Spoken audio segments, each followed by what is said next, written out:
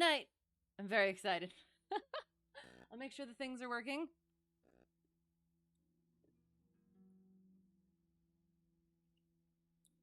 Yep. It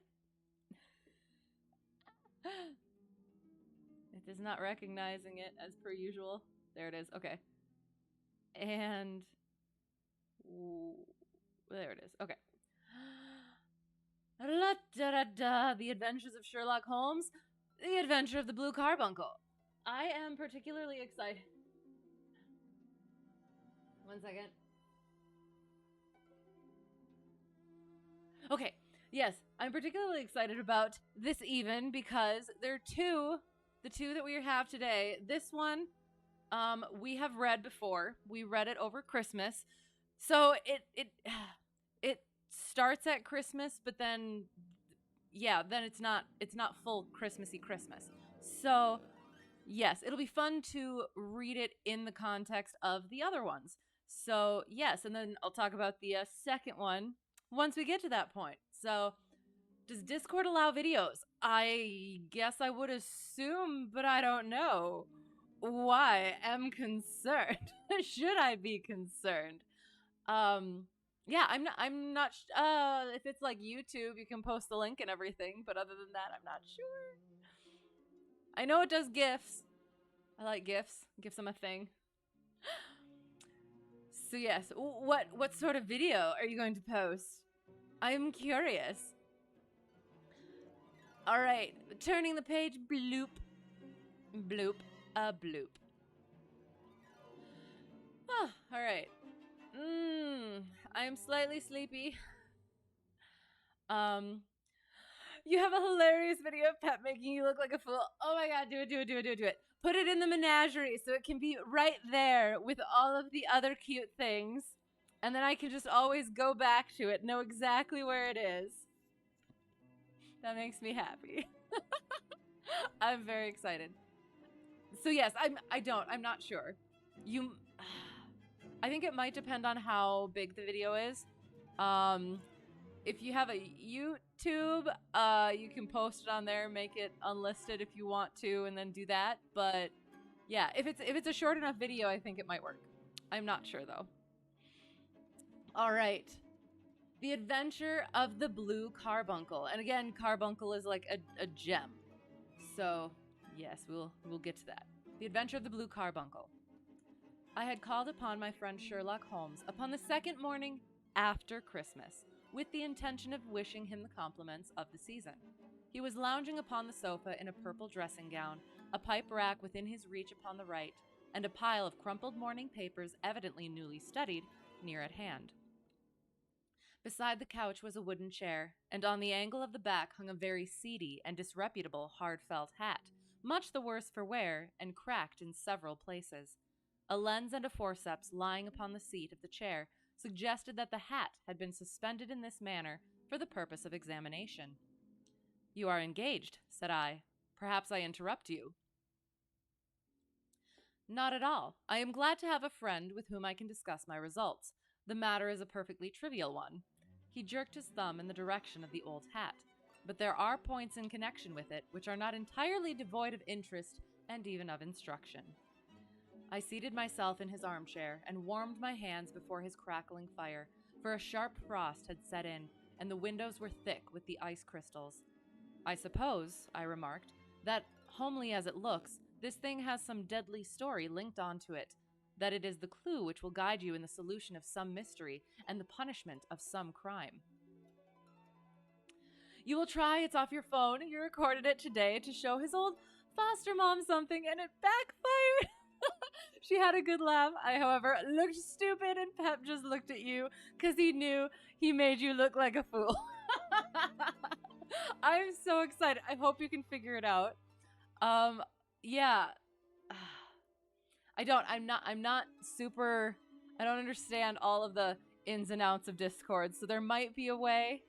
Google's also helpful. But I know there's probably something to do with like the size of the video. So depending on how long it is and what format it's in, it might work or it might not. That's so funny. I'm excited. Oops. No, no, no crime, said Sherlock Holmes, laughing. Only one of those whimsical little incidents which will happen when you have 4 million human beings all jostling each other within the space of a few square miles. Amid the action and reaction of so dense a swarm of humanity, every possible combination of events may be expected to take place, and many a little problem will be presented which may be striking and bizarre without being criminal. We have already had experience of such. So much so, I remarked, that of the last 6 cases which I have added to my notes, 3 have been entirely free of any legal crime. Precisely. You allude to my attempt to recover the Irene Adler papers, to the singular case of Miss Mary Sutherland, and to the adventure of the man with the twisted lip. Well, I have no doubt that this small matter will fall into the same innocent category. You know Peterson, the commissionaire. I want to point out, so we read this back at Christmas. All of these we did read. The Irene Adler papers, the Miss Mary Sutherland, and the Twisted Lip. So it was one of those things where back then, it was like, didn't know that those were the ones that had come before this. So it's like, oh, it's just some random ones that he brought, that Watson, or I guess Doyle, brought into this story. But yeah, we actually understand where that's coming from. So I love that. Okay, sorry. Well, I have no doubt that this small matter will fall into the same innocent category. You know Peterson, the commissionaire. Yes, it is to him that this trophy belongs. It is his hat. No, he found it. Its owner is unknown. I beg that you will look upon it not as a battered billycock, but as an intellectual problem. And first, as to how it came here. It arrived upon Christmas morning in company with a good fat goose, which is, I have no doubt, roasting at this moment in front of Peterson's fire. Hello, how is it going? We have just begun. There is a hat that needs to be inspected. So you haven't missed anything. The facts are these. About 4 o'clock on Christmas morning, Peterson, who, as you know, is a very honest fellow, was returning from some small jollification, which is such a great word, and was making his way homeward down Tottenham Court Road. Good, excellent, I'm glad. I am also well, a little bit sleepy, but we're gonna get through it. So it'll be good. In front of him he saw, in the gaslight, a tallish man walking with a slight stagger and carrying a white goose slung over his shoulder. As he reached the corner of Goodge Street, a row broke out between this stranger and a little knot of roughs. One of the latter knocked off the man's hat, on which he raised his stick to defend himself and, swinging it over his head, smashed the shop window behind him. Peterson had rushed forward to protect the stranger from his assailants, but the man, shocked at having broken the window and seeing an official-looking person in uniform rushing towards him, dropped his goose, took to his heels, and vanished amid the labyrinth of small streets which lie at the back of Tottenham Court Road. The roughs had also fled at the appearance of Peterson, so that he was left in possession of the field of battle, and also of the spoils of victory in the shape of this battered hat and a most unimpeachable Christmas goose, which surely he restored to their owner. My dear fellow, there lies the problem. It is true that "For Mrs. Henry Baker" was printed upon a small card which was tied to the bird's left leg, and it is also true that the initials H.B. are legible upon the lining of this hat. But as there are some thousands of Bakers and some hundreds of Henry Bakers in this city of ours, it is not easy to restore lost property to any one of them. What then did Peterson do? He brought round both hat and goose to me on Christmas morning, knowing that even the smallest problems are of interest to me. The goose we retained until this morning, when there were signs that, in spite of the slight frost, it would be well that it should be eaten without unnecessary delay. Its finder has carried it off, therefore, to fulfill the ultimate destiny of a goose, while I continue to retain the hat of the unknown gentleman who lost his Christmas dinner. Did he not advertise? No.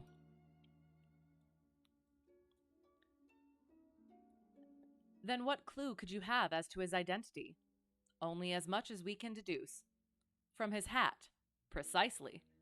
But you are joking. What can you gather from this old battered felt? Here is my lens. You know my methods. What can you gather yourself as to the individuality of the man who has worn this article? I took the tattered object in my hands and turned it over rather ruefully. It was a very ordinary black hat of the usual round shape, hard and much the worse for wear. The lining had been of red silk, but it was a good deal discolored.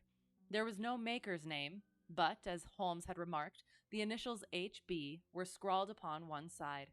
It was pierced in the brim for a hat securer, but the elastic was missing. For the rest, it was cracked, exceedingly dusty, and spotted in several places, although there seemed to have been some attempt to hide the discolored patches by smearing them with ink. I can see nothing, said I, handing it back to my friend. On the contrary, Watson, you can see everything. You fail, however, to reason from what you see. You are too timid in drawing your inferences. Then pray tell me what it is that you can infer from this hat. He picked it up and gazed at it in the peculiar, introspective fashion which was characteristic of him. It is perhaps less suggestive than it might have been, he remarked, and yet there are a few inferences which are very distinct, and a few others which represent at least a strong balance of probability. That the man was highly intellectual is of course obvious upon the face of it, and also that he was fairly well-to-do within the last 3 years, although he has now fallen upon evil days. He had foresight, but has less now than formerly, pointing to a moral retrogression, which, when taken with the decline of his fortunes, seems to indicate some evil influence, probably drink, at work upon him. This may account also for the obvious fact that his wife has ceased to love him. My dear Holmes! He has, however, retained some degree of self-respect, he continued, disregarding my remonstrance. He is a man who leads a sedentary life, goes out little, is out of training entirely, is middle-aged, has grizzled hair which he has had cut within the last few days, and which he anoints with lime cream. These are the more patent facts which are to be deduced from his hat. Also, by the way, that it is extremely improbable that he has gas laid on in his house. Okay, you are certainly joking, Holmes. Not in the least. Is it possible that even now, when I give you these results, you are unable to see how they are attained? I have no doubt that I am very stupid, but I must confess that I am unable to follow you. For example, how did you deduce that this man was intellectual? For answer, Holmes clapped the hat upon his head. It came right over the forehead and settled upon the bridge of his nose. It is a question of cubic capacity, said he. A man with so large a brain must have something in it. The decline of his fortunes, then. This hat is 3 years old. These flat brims curled at the edge came in then. It is a hat of the very best quality. Look at the band of ribbed silk and the excellent lining. If this man could afford to buy so expensive a hat 3 years ago, and has had no hat since, then he has assuredly gone down in the world. Well, that is clear enough, certainly. But how about the foresight and the moral retrogression? Sherlock Holmes laughed.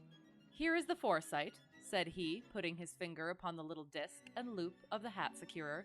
They are never sold upon hats. If this man ordered one, it is a sign of a certain amount of foresight, since he went out of his way to take this precaution against the wind.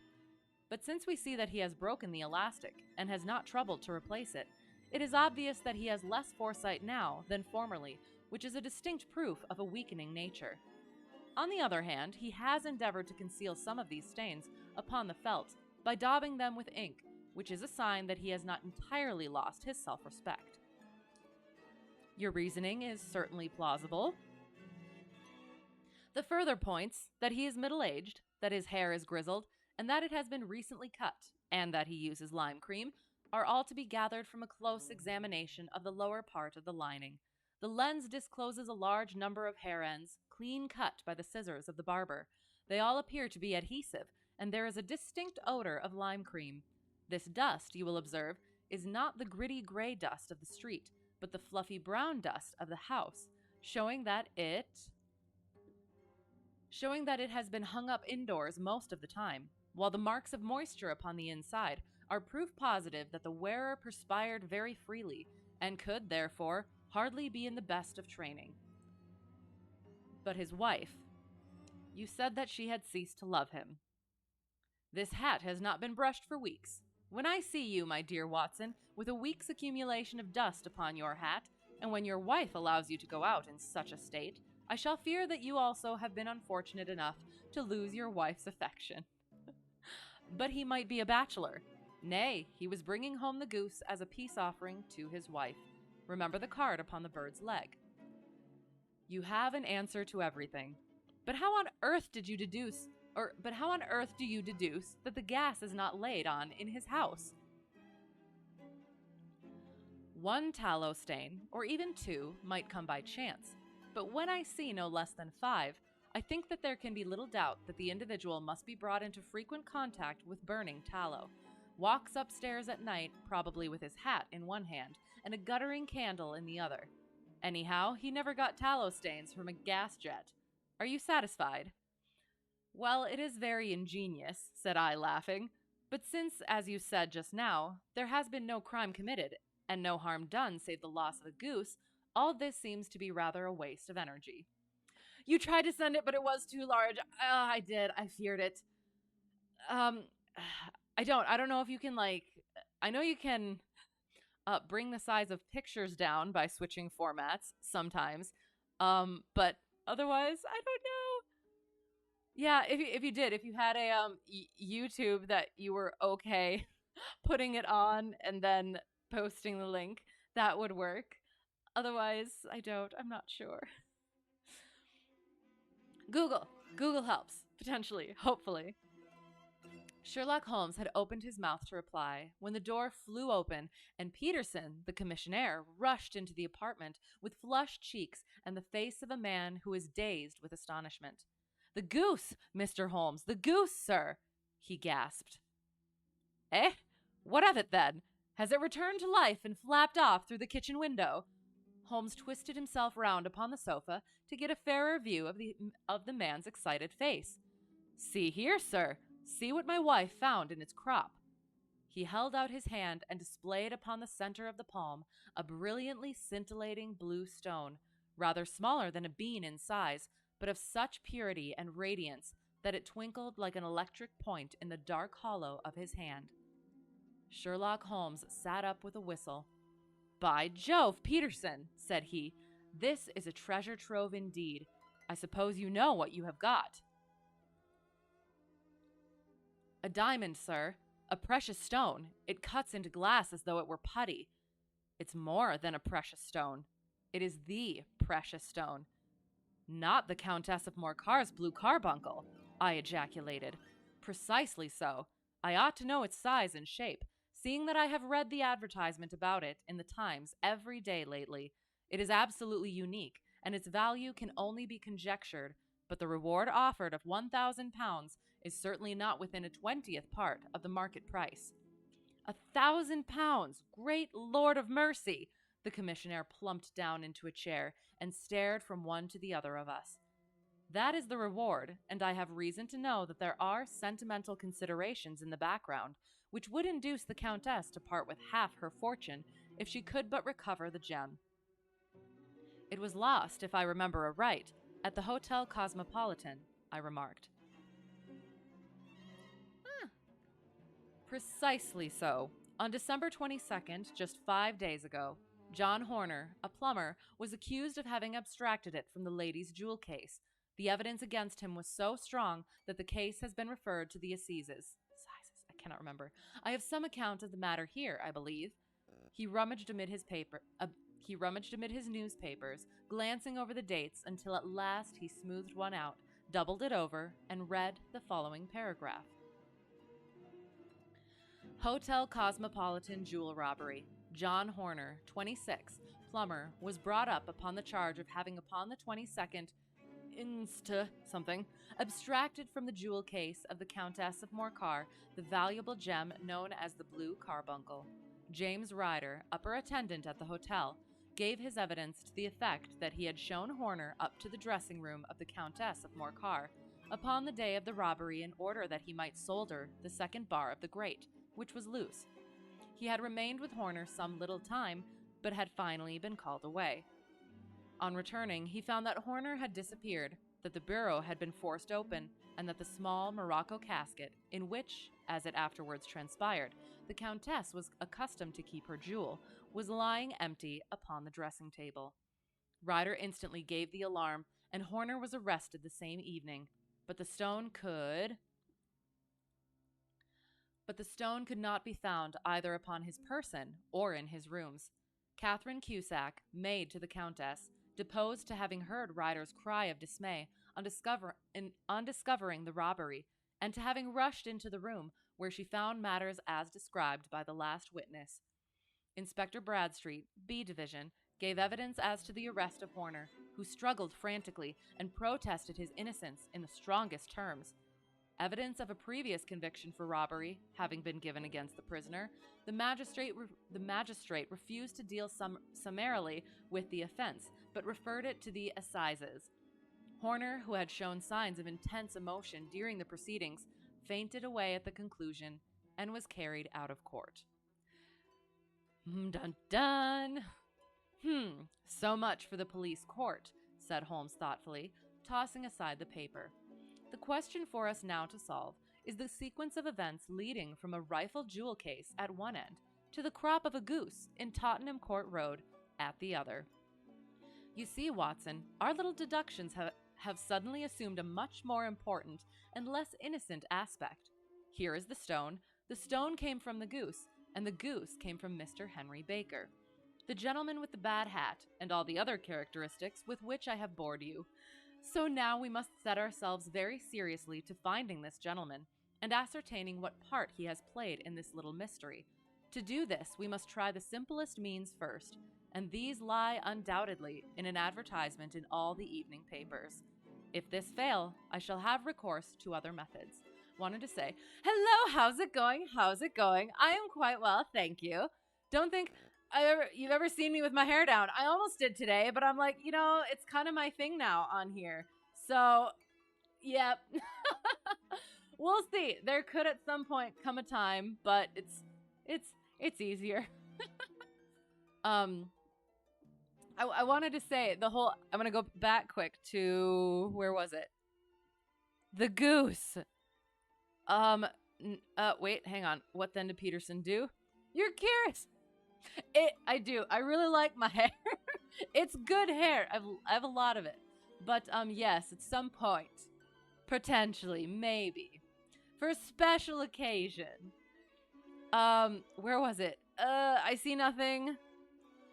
Because I wanted to say it was another point of, character, not development, but where is it? Okay. Well, it is very ingenious, said I, laughing, Watson, but since, as you said just now, there has been no crime and no harm done save the loss of a goose, all this seems to be rather a waste of energy. This kind of went back to when Watson was trying to say, what was it again? Oh, the whole, so Sherlock was saying fiction was less interesting and confusing sometimes than reality. And then there was that whole and Watson disagreed, and then there was the whole thing where during the one by the pool, where Watson was waiting for Sherlock, and he tried to keep himself busy by reading a novel, and he couldn't do it. He tosses the novel down and starts going over the actual facts of the case. And then now we're back to this, where he's like, oh, well, there's no crime there, so this is all just a waste of energy. And now it's not, said Holmes. So, yeah, where was it?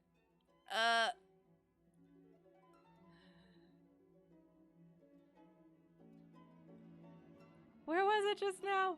Yes, here's the stone. The stone, you see, Watson, our little deductions have suddenly assumed a much more important and less innocent aspect.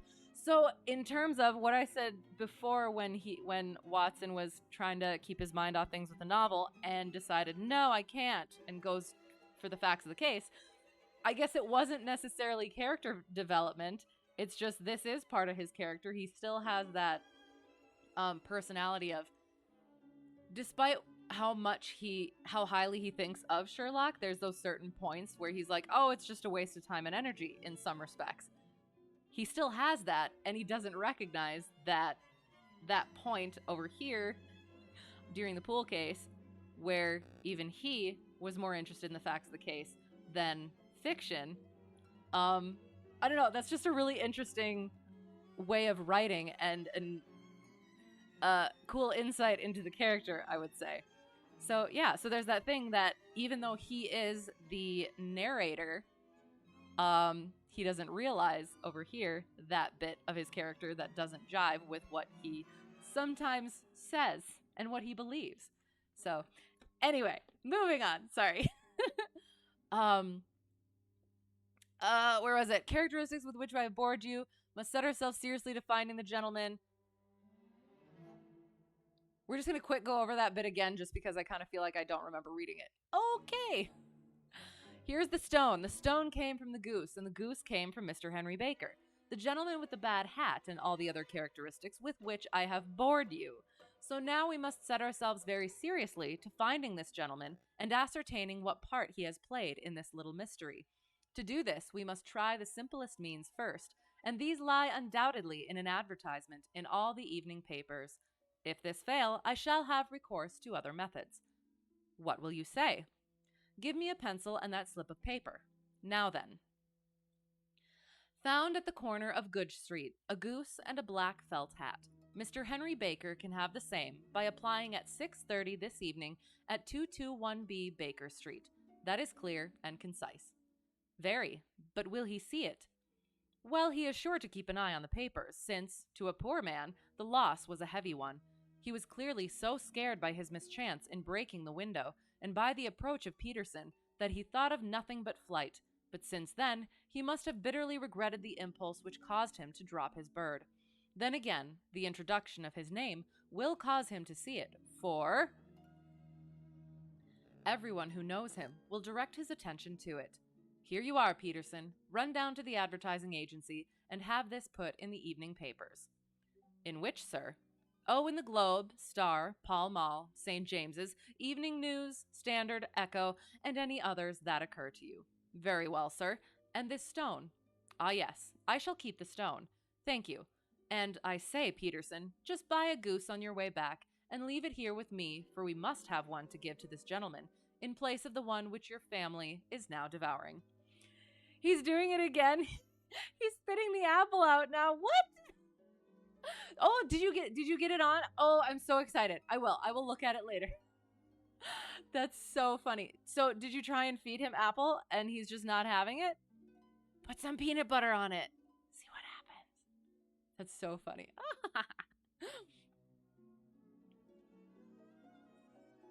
Yes, okay. When the commissionaire had gone, Holmes took up the stone and held it against the light. It's a bonny thing, said he. Just see how it glints and sparkles. Of course, it is a nucleus and focus of crime. Every good stone is. They are the devil's pet baits. In the larger and older jewels, every facet may stand for a bloody deed. This stone is not yet 20 years old. It was found in the banks of the Amoy River in southern China, and is remarkable in having every characteristic of the carbuncle, save that it is blue in shade instead of ruby red. In spite of its youth, it has already a sinister history. There have been 2 murders, a vitriol throwing, a suicide, and several robberies brought about for the sake of this 40-grain weight of crystallized charcoal. Who would think that so pretty a toy would be a purveyor to the gallows and the prison? I'll lock it up in my strong-box now, and drop a line to the Countess to say that we have it. Do you think that this man Horner is innocent? I cannot tell. Well, then, do you imagine that this other one, Henry Baker, had anything to do with the matter? He did it because you're not recording. What do you mean? Oh, okay, sounds good. So what he was doing when you were recording, he's doing again. Got it. Okay. Look what thank you. I appreciate it. I had to actually look like a human today, so that's what you get today. Thank you. I cannot tell. Had anything to do with the matter? Does Henry Baker have anything to do with the matter? It is, I think, much more likely that Henry Baker is an absolutely innocent man, who had no idea that the bird which he was carrying was of considerably more value than if it were made of solid gold. That, however, I shall determine by a very simple test if we have an answer to our advertisement. And you can do nothing until then. Nothing. In that case, I shall continue my professional round, but I shall come back in the evening at the hour you have mentioned, for I should like to see the solution of so tangled a business. Very glad to see you. I dine at 7. There is a woodcock, I believe. By the way, in view of recent occurrences, perhaps I ought to ask Mrs. Hudson to examine its crop. Okay, no, he's spitting out the apple because you're not recording. But if you were to start recording, I guarantee you he would eat the apple. I absolutely understand that. My cat does the same thing. She'll be doing something cute, and as soon as I put the camera up, it's like, nope, I'm not doing it anymore. Oh, they know. How do they always know? That's funny. I like it. Pepper's got some pep. I feel like I've made that joke before, but I'm probably going to continue making it. I had been delayed at a case, and it was a little after 6:30 when I found myself in Baker Street once more. As I approached the house, I saw a tall man in a Scotch bonnet with a coat which was buttoned up to his chin, waiting outside in the bright semicircle which was thrown from the fanlight. Just as I arrived, the door was opened, and we were shown up together to Holmes' room. Mr. Henry Baker, I believe, said he, rising from his armchair and greeting his visitor with the easy air of geniality which he could so readily assume. Pray take this chair by the fire, Mr. Baker. It is a cold night, and I observe that your circulation is more adapted for summer than for winter. Ah, Watson, you have just come at the right time. Is that your hat, Mr. Baker? Yes, sir, that is undoubtedly my hat. My cat is wise. Yes, she is very wise. But it ruins my videos. She has so many cute things that she does, and then she's just like, nah, I don't think so. I don't think I'll do that anymore. Ugh. And I take all the time to get the camera out and get it positioned. And nope. But yes, she is. He was a large man with rounded shoulders, a massive head, and a broad, intelligent face, sloping down to a pointed beard of grizzled brown. A touch of red in nose and cheeks, with a slight tremor of his extended hand, recalled Holmes's surmise as to his habits. His rusty black frock coat was buttoned right up in front, with the collar turned up, and his lank wrists protruded from his sleeves without a sign of cuff or shirt. He spoke in a low, staccato fashion, choosing his words with care, and gave the impression generally of a man of learning and letters who had had ill usage at the hands of fortune. I just want to point out this has nothing to do with the actual story. So cursor. Holmes, putting an apostrophe at the end of a word that ends in S, when it is not plural, you add another S. So it should be Holmes's, technically. So I don't know about the grammar and punctuation at the time when this was written, but that is, as far as I'm aware, when I last learned these things, that is what you do. So if it ends with an S and it's not plural, you still add another S after the apostrophe. Anyway, moving on. We have, did the thing. Slow staccato, choosing his words. Man of learning. I'll just say it again. He spoke in a low staccato fashion, choosing his words with care, and gave the impression generally of a man of learning and letters who had had ill usage at the hands of fortune. We have retained these things for some days, said Holmes, because we expected to see an advertisement from you giving your address. I am at a loss to know now why you did not advertise. Yes, it drives you crazy when people end a word in S apostrophe when it should be S apostrophe S. I'm glad I'm not the only one. And again, it's like if it's an hi, by the way, how's it going? If it's an informal thing and it's people who don't know the things, I'm fine with it. But this is literary and literature. But again, this could be classically, it could be directly from transcripts or whatever from how it was written at the time, so fine. But yes, when it's something where you're actually supposed to know what you're supposed to do and know the things, yeah. She stuttered. No, not allowed. Disco Stew doesn't advertise. I'm not quite sure the reference, but it amuses me. Okay. Why you did not advertise? Our visitor gave a rather shamefaced laugh. Shillings have not been so plentiful with me as they once were, he remarked. I had no doubt that the gang of roughs who assaulted me had carried off both my hat and the bird. I did not care to spend more money in a hopeless attempt at recovering them. Very naturally. By the way, about the bird, we were compelled to eat it. To eat it? Our visitor half rose from his chair in his excitement. Yes, it would have been of no use to anyone had we not done so. But I presume that this other goose upon the sideboard, which is about the same weight and perfectly fresh, will answer your purpose equally well. Imagine it does advertise. Oh, God. Okay, Disco Stew is a classic Simpsons reference from circa 1994. Okay, sounds good. I'll have to look it up. I'm sorry, I don't understand. Oh, certainly, answered Mr. Baker, with a sigh of relief. Of course, we still have the feathers, legs, crop, and so on of your own bird, so if you wish. The man burst into a hearty laugh. They might be useful to me as relics of my adventure, said he, but beyond that I can hardly see what use the disjecta membra of my late acquaintance are going to be to me. No, sir, I think that, with your permission, I will confine my attentions to the excellent bird which I perceive upon the sideboard. I'm going to make sure, so disjecta membra, the disjointed members, that.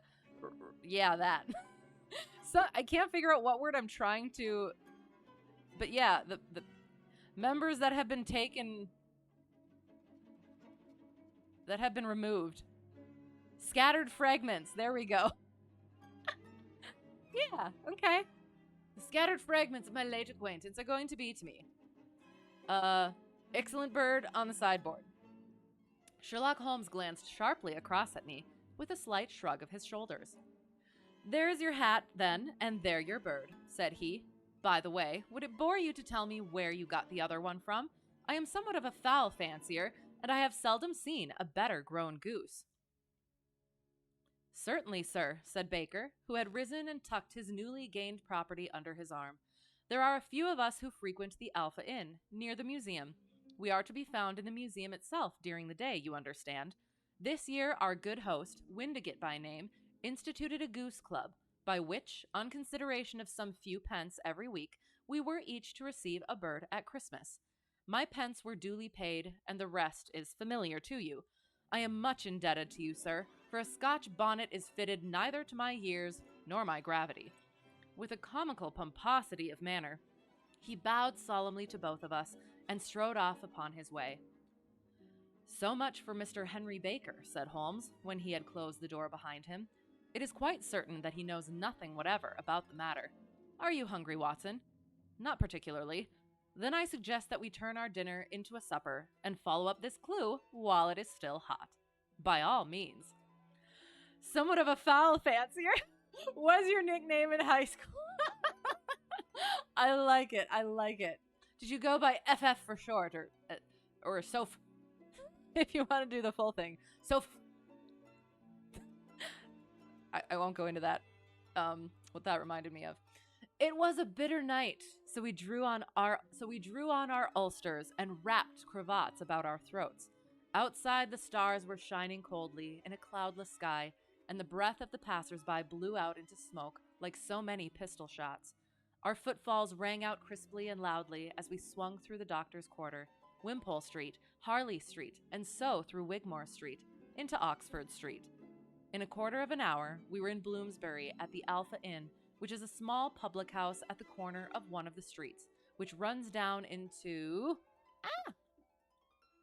Holborn. Holmes pushed open the door of the private bar and ordered 2 glasses of beer from the ruddy-faced, white-aproned landlord. You're not able to show the Applevid, but you sent the Zoomies one! Excellent! I'm very much excited. I look forward to seeing it. Thank you.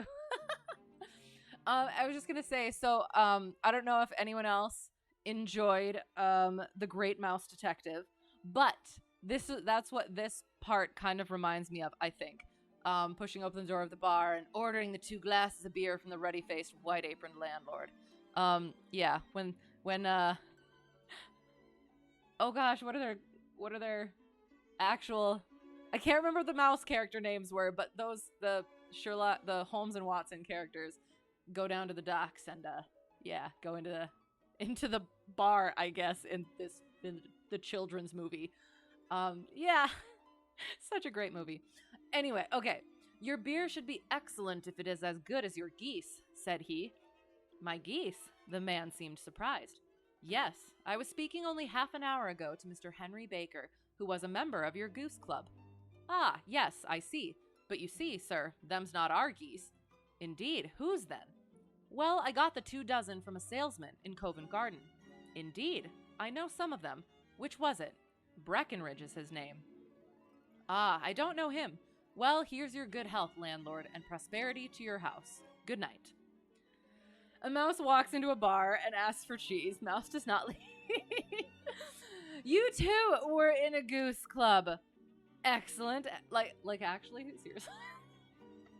I can't tell sarcasm through the chat, so I need to understand, because that would be interesting. I would be interested to see how that would actually go down.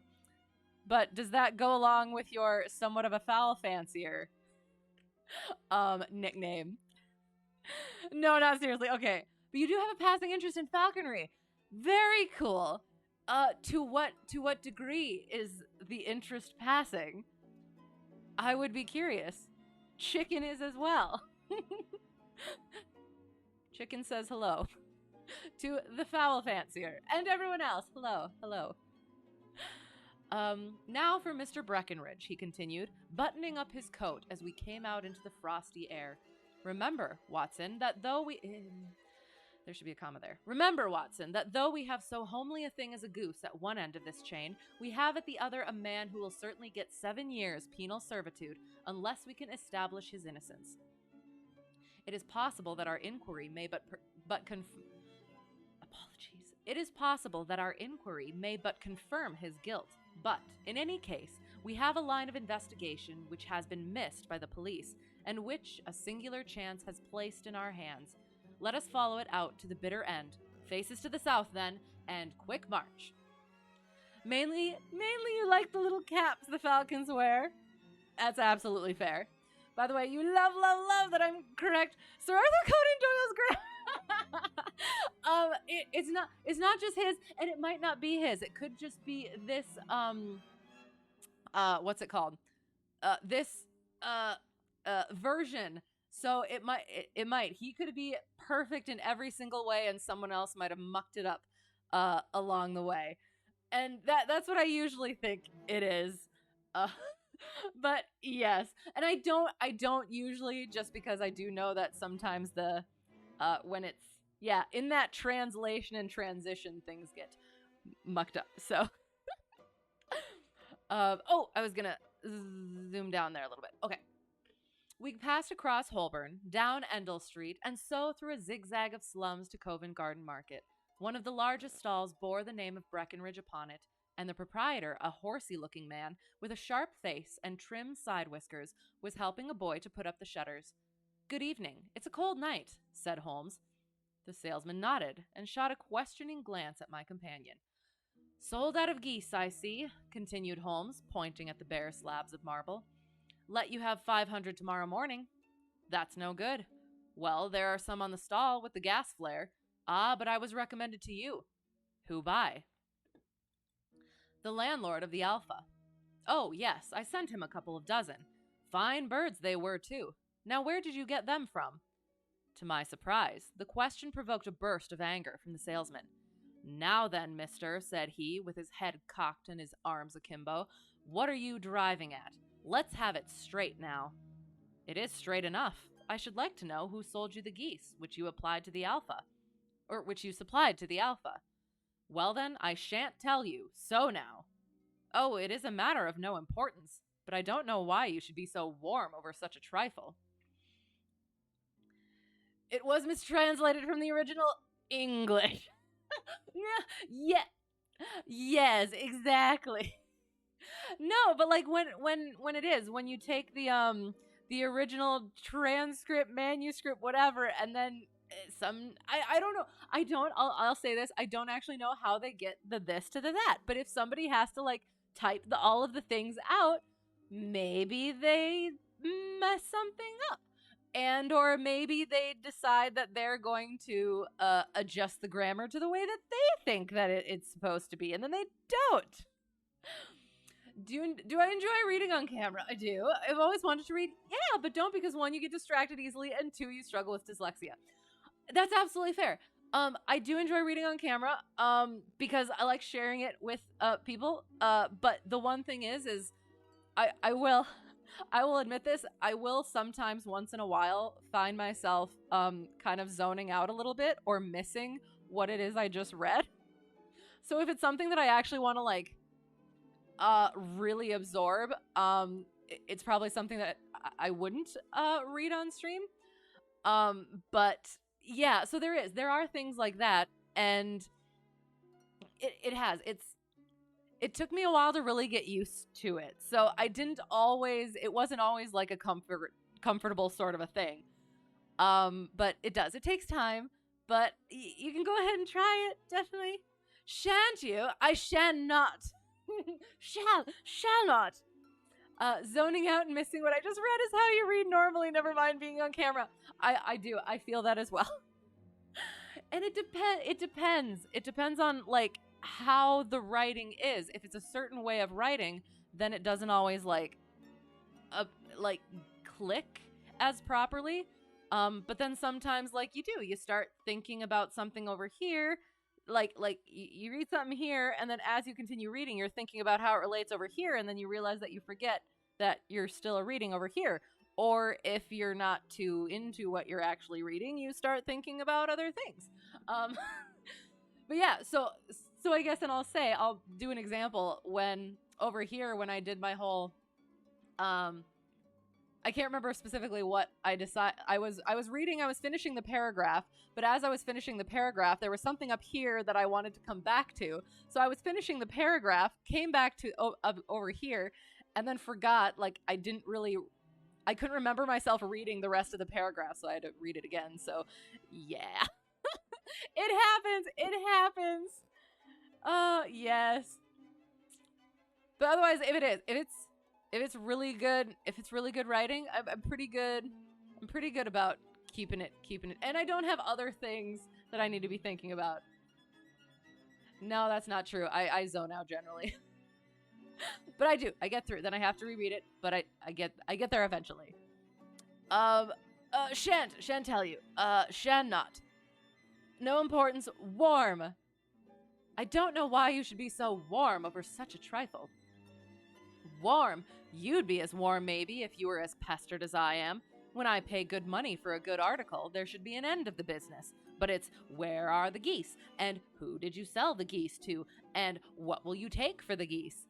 One would think they were the only geese in the world, to hear the fuss that is made over them. Well, I have no connection with any other people who have been making inquiries, said Holmes carelessly. If you won't tell us, the bet is off, that is all. But I'm always ready to back my opinion on a matter of fowls, and I have a fiver on it that the bird I ate is country bred. Well, then you've lost your fiver, for it's town bred, snapped the salesman. It's nothing of the kind. I say it is. I don't believe it. Do you think you know more about fowls than I, who have handled them ever since I was a nipper? I tell you, all those birds that went to the Alpha were town bred. You'll never persuade me to believe that. Will you bet, then? It's merely taking your money, for I know that I am right. But I'll have a sovereign on with you just to teach you not to be obstinate. The salesman chuckled grimly. Bring me the books, Bill, said he. The small boy brought round a small, thin volume, and a great greasy-backed one, laying them out together beneath the hanging lamp. Now then, Mr. Cocksure, said the salesman, I thought that I was out of geese, but before I finish, you'll find that there is still one left in my shop. You see this little book? That's such a great way of putting it. Like, there's not. You don't just come out and say things like that. You gotta put it in such a way.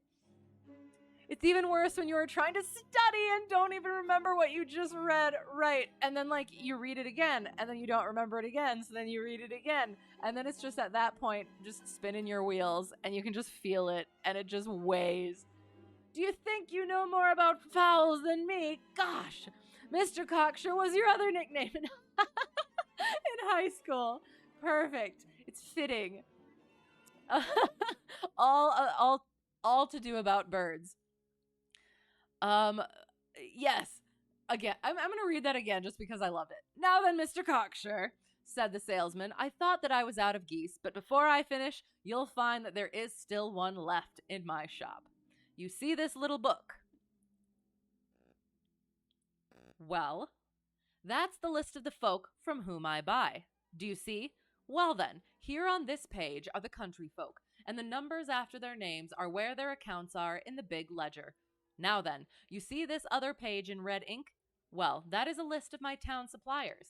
Now look at that third name. Just read it out to me. Mrs. Oakshott, 117, Brixton Road, 249, read Holmes. Quite so. Now turn that up in the ledger. Holmes turned to the page indicated. Here you are, Mrs. Oakshott, 117, Brixton Road, egg and poultry supplier. Now then, what's the last entry? December 22nd, 24 geese at 7 shillings, 6 ducats? I can't remember. Quite so. There you are. And underneath? Sold to Mr. Windigate of the Alpha at 12 shillings. What have you to say now? Didn't help your EMS book was about 1,500 pages. Oh my god. That would do it. That would do it.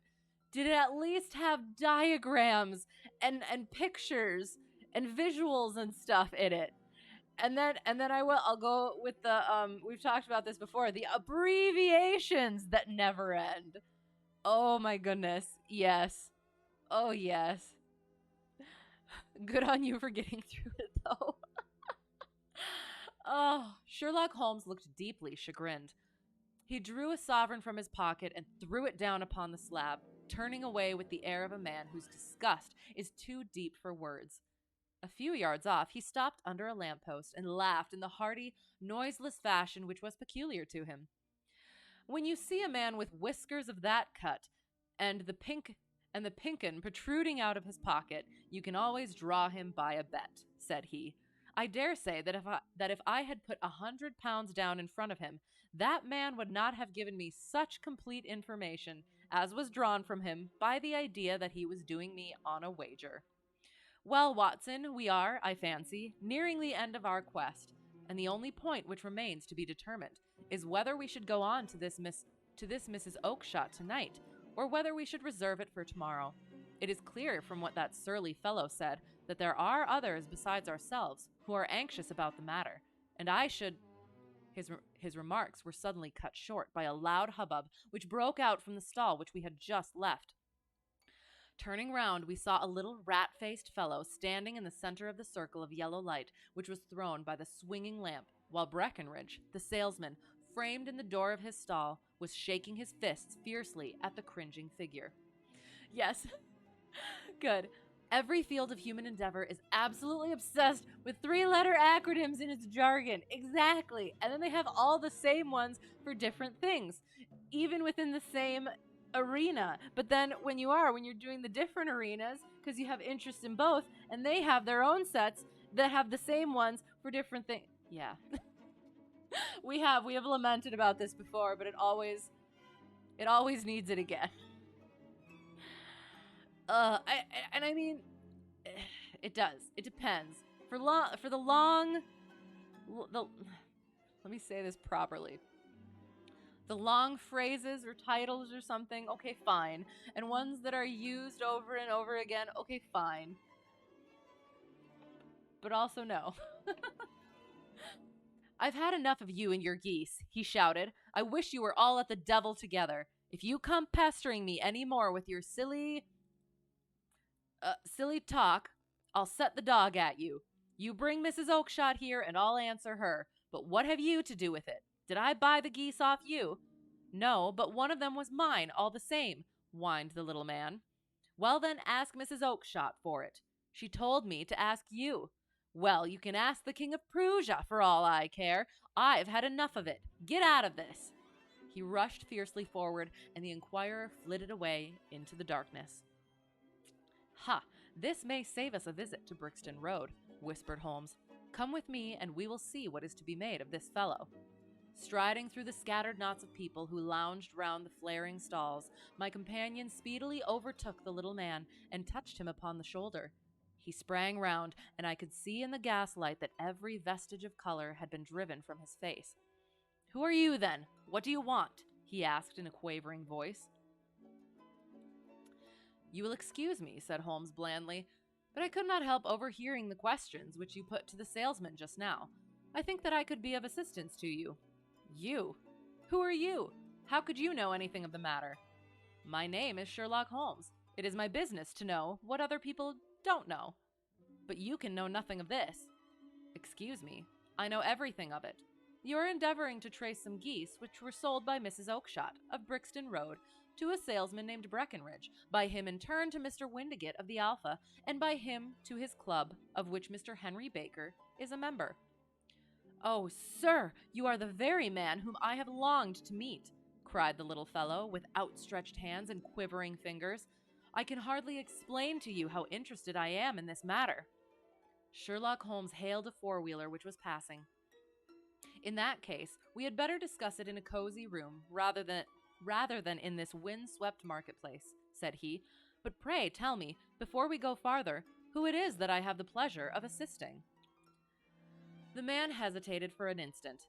"My name is John Robinson," he answered, with a sidelong glance. No, the real name," said Holmes sweetly. "It is always awkward doing business with an alias." A flush sprang to the white cheeks of the stranger. "Well then," said he, "my real name is James Ryder." "Precisely so. Head attendant at the Hotel Cosmopolitan. Pray step into the cab, and I shall soon be able to tell you everything which you would wish to know." The little man stood glancing from one to the other of us, with half-frightened, half-hopeful eyes, as one who is not sure whether he is on the verge of a windfall or of a catastrophe. Then he stepped into the cab, and in half an hour we were back in the sitting room at Baker Street. Nothing had been said during our drive, but the high, thin breathing of our new companion and the claspings and unclaspings of his hands spoke of the nervous tension within him. "I'm more of a hotel non-cosmopolitan kind of guy." "Well, darn it, I bet you can't find blue carbuncles at hotel non-cosmopolitans, though. That would be a non-blue carbuncle hotel, I would also assume." Oh, I was going to say a thing, but I think it would have been a spoiler, so I will refrain from saying anything more. "Here we are," said Holmes cheerily as we filed into the room. "The fire looks very seasonable in this weather. You look cold, Mr. Ryder. Pray take the basket chair. I will just put on my slippers before we settle this little matter of yours. Now then, you want to know what became of those geese?" "Yes, sir. Or rather, I fancy, of that goose. It was one bird, I imagine, in which you were interested. White, with a black bar across the tail." Ryder quivered with emotion. "Oh, sir," he cried, "can you tell me where it went to?" "It came here." "Here?" "Yes, and a most remarkable bird it proved. I don't wonder what you should take an interest in it. I don't wonder that you should take an interest in it. It laid an egg after it was dead, the bonniest, brightest little blue egg that ever was seen. I have it here, in my museum." "You definitely can't find a vodka cranberry cocktail at the Hotel Non-Cosmopolitan." "Then why are you going to the Hotel Non-Cosmopolitan?" I guess I don't see what the draw is then. Our visitor staggered to his feet and clutched the mantelpiece with his right hand. Holmes unlocked his strongbox and held up the blue carbuncle, which shone out like a star, with a cold, brilliant, many-pointed radiance. Ryder stood glaring with a drawn face, uncertain whether to claim or to disown it. "The game's up, Ryder," said Holmes quietly. "Hold up, man, or you'll be into the fire. Give him an arm back into his chair, Watson." "Oh, sorry, hang on. The game's up, Ryder," said Holmes quietly. "Hold up, man, or you'll be into the fire. Give him an arm back into his chair, Watson. He's not got blood enough to go in for felony with impunity. Give him a dash of brandy. So, now he looks a little more human. What a shrimp it is, to be sure." Jeez. For a moment he had staggered and nearly fallen, but the brandy brought a tinge of color into his cheeks, and he sat staring with frightened eyes at his accuser. I have almost every link in my hands, and all the proofs which I could possibly need, so there is little which you need tell me. Still, that little may as well be cleared up to make the case complete. You had heard, Ryder, of this blue stone of the Countess of Morcar's. It was Catherine Cusack who told me of it, said he in a crackling voice. I see, her ladyship's waiting maid. Well, the temptation of sudden wealth, so easily acquired, was too much for you, as it has been for better men before you. But you are not very scrupulous in the means you used. It seems to me, Ryder, that there is the making of a very pretty villain in you.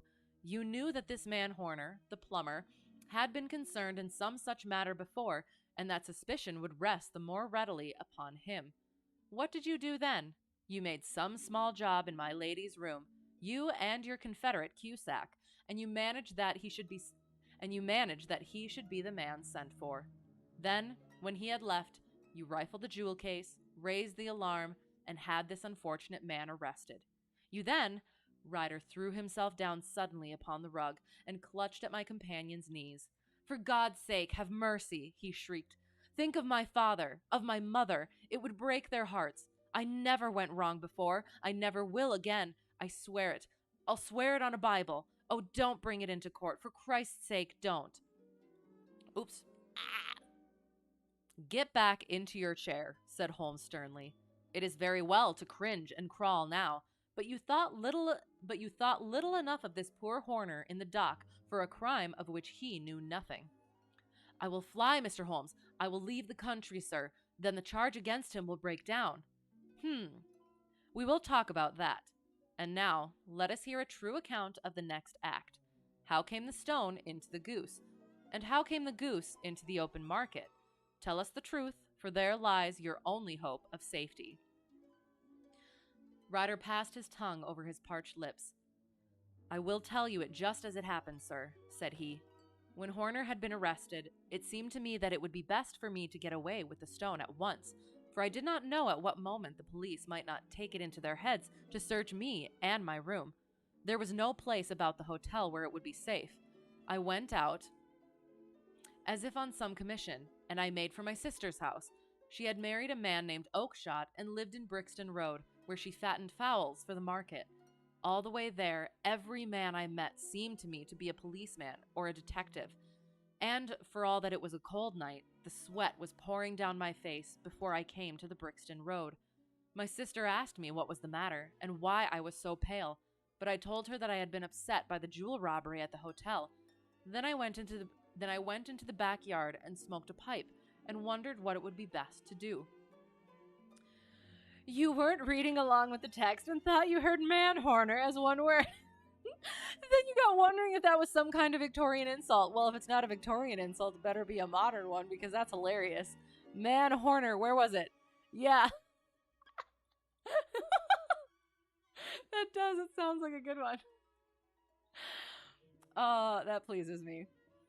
I had a friend once called Maudsley who went to the bad and has just been serving his time in Pentonville. One day he had met me and fell into talk about the ways of thieves and how they could get rid of what they stole.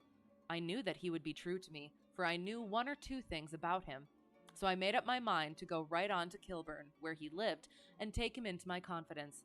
He would show me how to turn the stone into money, but how to get to him in safety. I thought of the agonies I had gone through in coming from the hotel. I might at any moment be seized and searched, and there would be the stone in my waistcoat pocket. I was leaning against the wall at the time, and looking at the geese which were waddling about round my feet, and suddenly an idea came into my head which showed me how I could beat the best detective that ever lived. Nice try. My sister had told me some weeks before that I might have the pick of her geese for a Christmas present, and I knew that she was always as good as her word. I would take my goose now, and in it I would carry my stone to Kilburn. There was a little shed in the yard, and behind this I drove one of the birds, a fine big one, white with a barred tail. I caught it, and prying its bill open, I thrust the stone down its throat as far as my finger could reach. The bird gave a gulp, and I felt the stone pass along its gullet and down into its crop. But the creature flapped and struggled, and out came my sister to know what was the matter. As I turned to speak to her, the brute broke loose and fluttered off among the others. "Whatever were you doing with that bird, Jem?" says she. "Well," said I, "you said you'd give me one for Christmas, and I was feeling which was the fattest." "Oh," says she, "we've set yours aside for you. Jem's bird, we call it. It's the big white one over yonder. There's 26 of them, which makes one for you and one for us and 2 dozen for the market." "Thank you, Maggie," says I, "but if it is all the same to you, I'd rather have that one I was handling just now." "The other is a good 3 pound heavier," said she, "and we fattened it expressly for you." "Never mind, I'll have the other, and I'll take it now," said I. "Oh, just as you like," said she, a little huffed. "Which is it you want, then?" "That white one with the barred tail, right in the middle of the flock." "Oh, very well. Kill it and take it with you." Well, I did what she said, Mr. Holmes, and I carried the bird all the way to Kilburn. I told my pal what I had done, for he was a man that it was easy to tell a thing like that to. He laughed until he choked, and we got a knife and opened the goose. My heart turned to water, for there was no sign of the stone, and I knew that some terrible mistake had occurred. I left the bird, rushed back to my sister's, and hurried into the backyard. There was not a bird to be seen there. "Where are they all, Maggie?" I cried. "Gone to the dealers, Jem." "Which dealers?" "Breckenridge, of Covent Garden." "But was there another with a barred tail?" I asked. "The same as the one I chose." "Yes, Jem, there were 2 barred-tailed ones, and I could never tell them apart."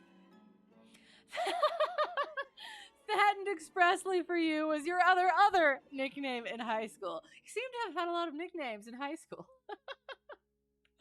That's amazing. Well, then, of course, I saw it all, and I ran off as hard as my feet would carry me to this man Breckenridge. But he had sold the lot at once, and not one word would he tell me as to where they had gone. You heard him yourselves tonight. Well, he has always answered me like that. My sister thinks that I am going mad. Sometimes I think that I am myself.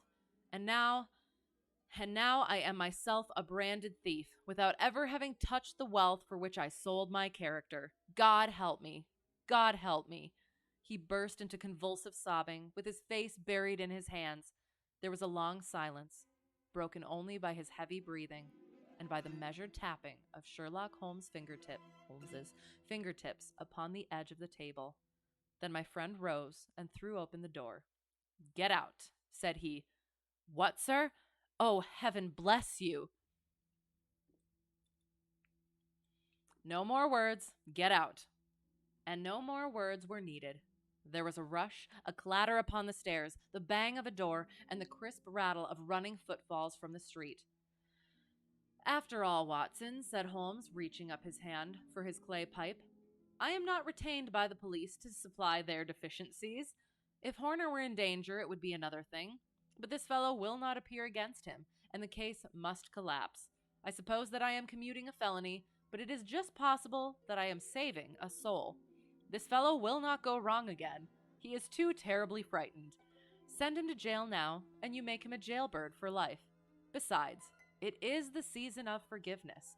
Chance has put in our way a most singular and whimsical problem, and its solution is its own reward. If you will have the goodness to touch the bell, Doctor, we will begin another investigation, in which also a bird will be the chief feature." End of the adventure of the Blue Carbuncle. The Adventure of the Blue Carbuncle. Again, we read it back during Christmas on its own because Christmas. But yeah, having it in the context of all the rest of them was interesting to have that. I wanted to say in-look, but insight, that's what I'm trying to say. Into the rest of it and how it fits in with how Doyle was writing at the time.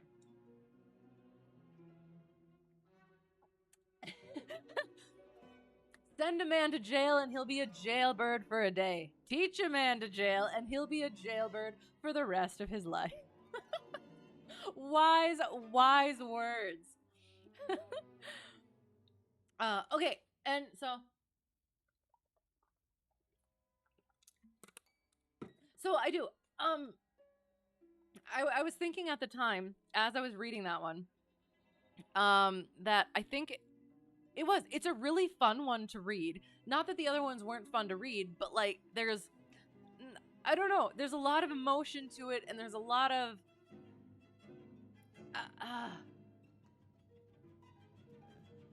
like it's a fun one to like read out loud because of that like emotion, the back and forth, and like the really good points of little jabs and stuff like that, and the way that the words are written. And again, like if it was sort of like Christmas special or whatever for Doyle, it felt like just a really, there was nothing too ghastly about it. So it was just like a fun little romp that they got to go on, just like with what Holmes said. Where was it? Chance has put in our way a most singular and whimsical problem, and its solution is its own reward. So yeah, it was just a fun little one. I was looking forward, to reading it again, putting it into that context. And now we are on to this one. I'm so excited. The prose seemed very enjoyable to read audibly. It is really getting into and again, like some of the other ones, they're a little bit they can be a little bit drier and or have like kind of like really back and forthy sort of dialogue where it kind of is a bit weirder to bring out. But yeah, so that one, it seemed a little bit more performative, or geared toward performative. So yes, a fun little fun little romp was your other nickname in high school.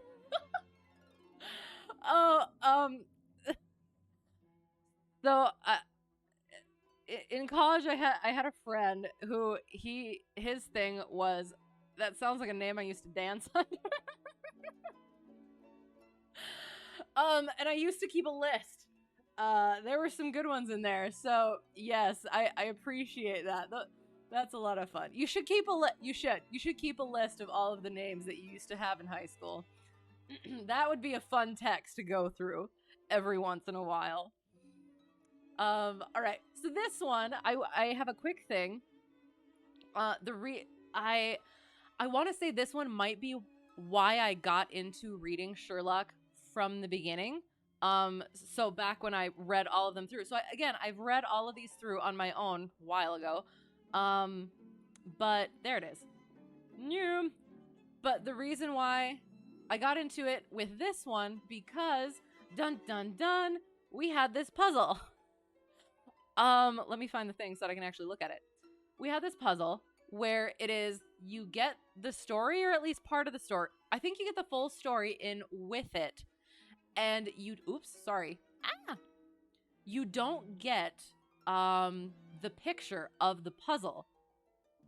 So you have to put the puzzle together without the picture, and the story, but the puzzle, the picture on the puzzle is like has to do with the story. So by reading the story, you might get a certain certain clues as to how the puzzle goes together. So I ended up doing that puzzle. I love puzzles, and reading the story, and it was like, oh, that was great, that was excellent, that was amazing, let me read more. So I went and I read more, meaning all of it. I think that's how it went. I could be wrong, but I guess I'll stick to that story. Ceci n'est pas une pipe. I don't remember.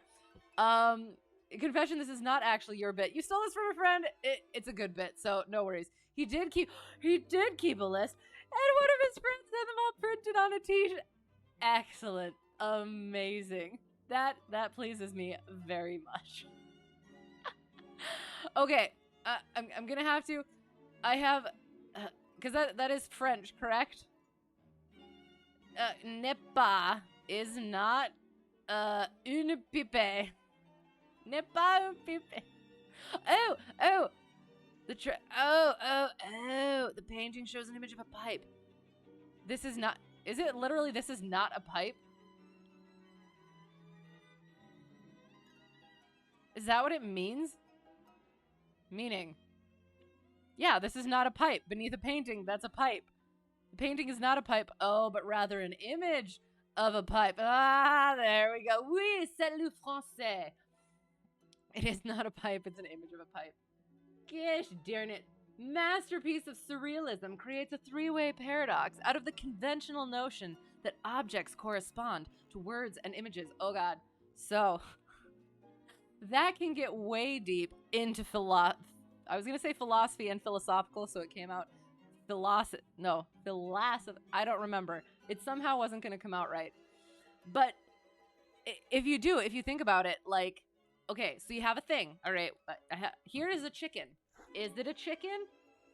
Because how do you tell that it is chicken? Hi, how's it going? How is it going? It is okay, wait. Chicken. This is a chicken. Why is it a chicken? What makes it a chicken? What does and then you have like different I'm getting even like further off. There's different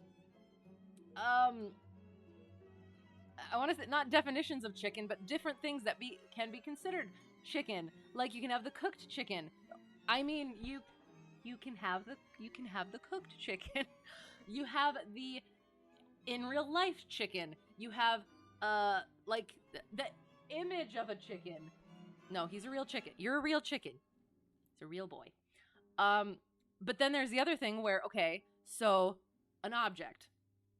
We will just say that this is a chicken. Okay. Make it easier. Sorry. So chicken, right? What makes it a chicken? Is it how it looks? Is it how it feels? Is it any of that thing? But then you get into, okay, but the way that you touching it, you seeing it is indirect from what the thing actually is. Does that make sense? I'm not explaining it very well. I'm trying to remember who it was.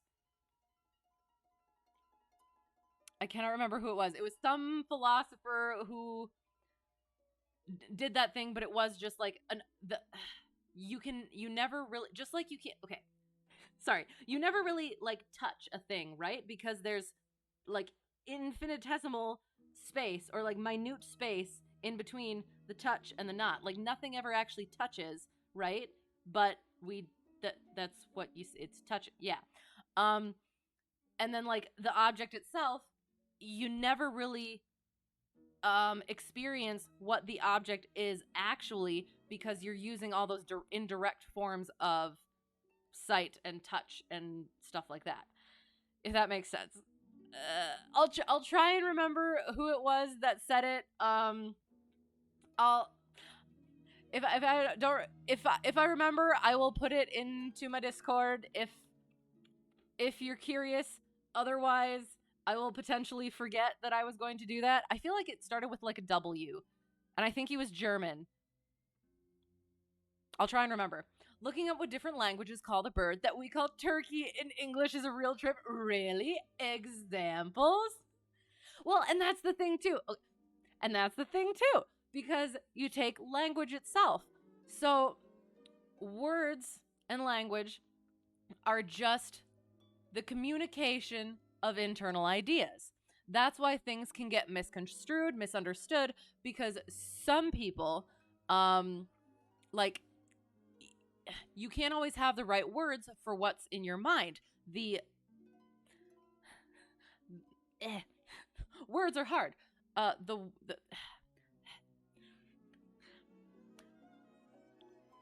The thoughts themselves are their own thing. The words are just how we communicate them. Whether or not we have the correct words and the words that we use are what the thought actually is questionable. And then you also have the perception from another person with the words that you use. That muddies things, and then the thought does not quite get across either. So nothing is what it seems. Calcoon here. Is that what turkey is? Calcoon? Am I saying it correctly? Here's the deal with turkey, the bird. Okay. Every culture that gave it a name basically named it after some other foreign country where they thought strange-looking birds come from. Oh, that's amazing. It is a pretty strange-looking bird, isn't it? Oh, that's so funny. Wait, is that why we call it turkey? Did turkey come first or did turkey?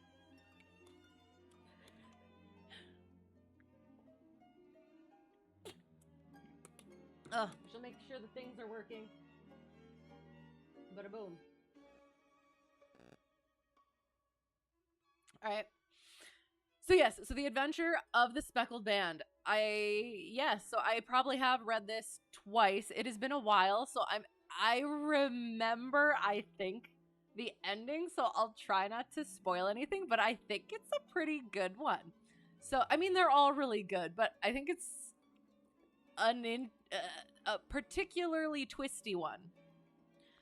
So, I'm looking forward to it. And this one is. I'm pretty sure this one was the one that got me into reading all of Sherlock once upon a time, to begin with.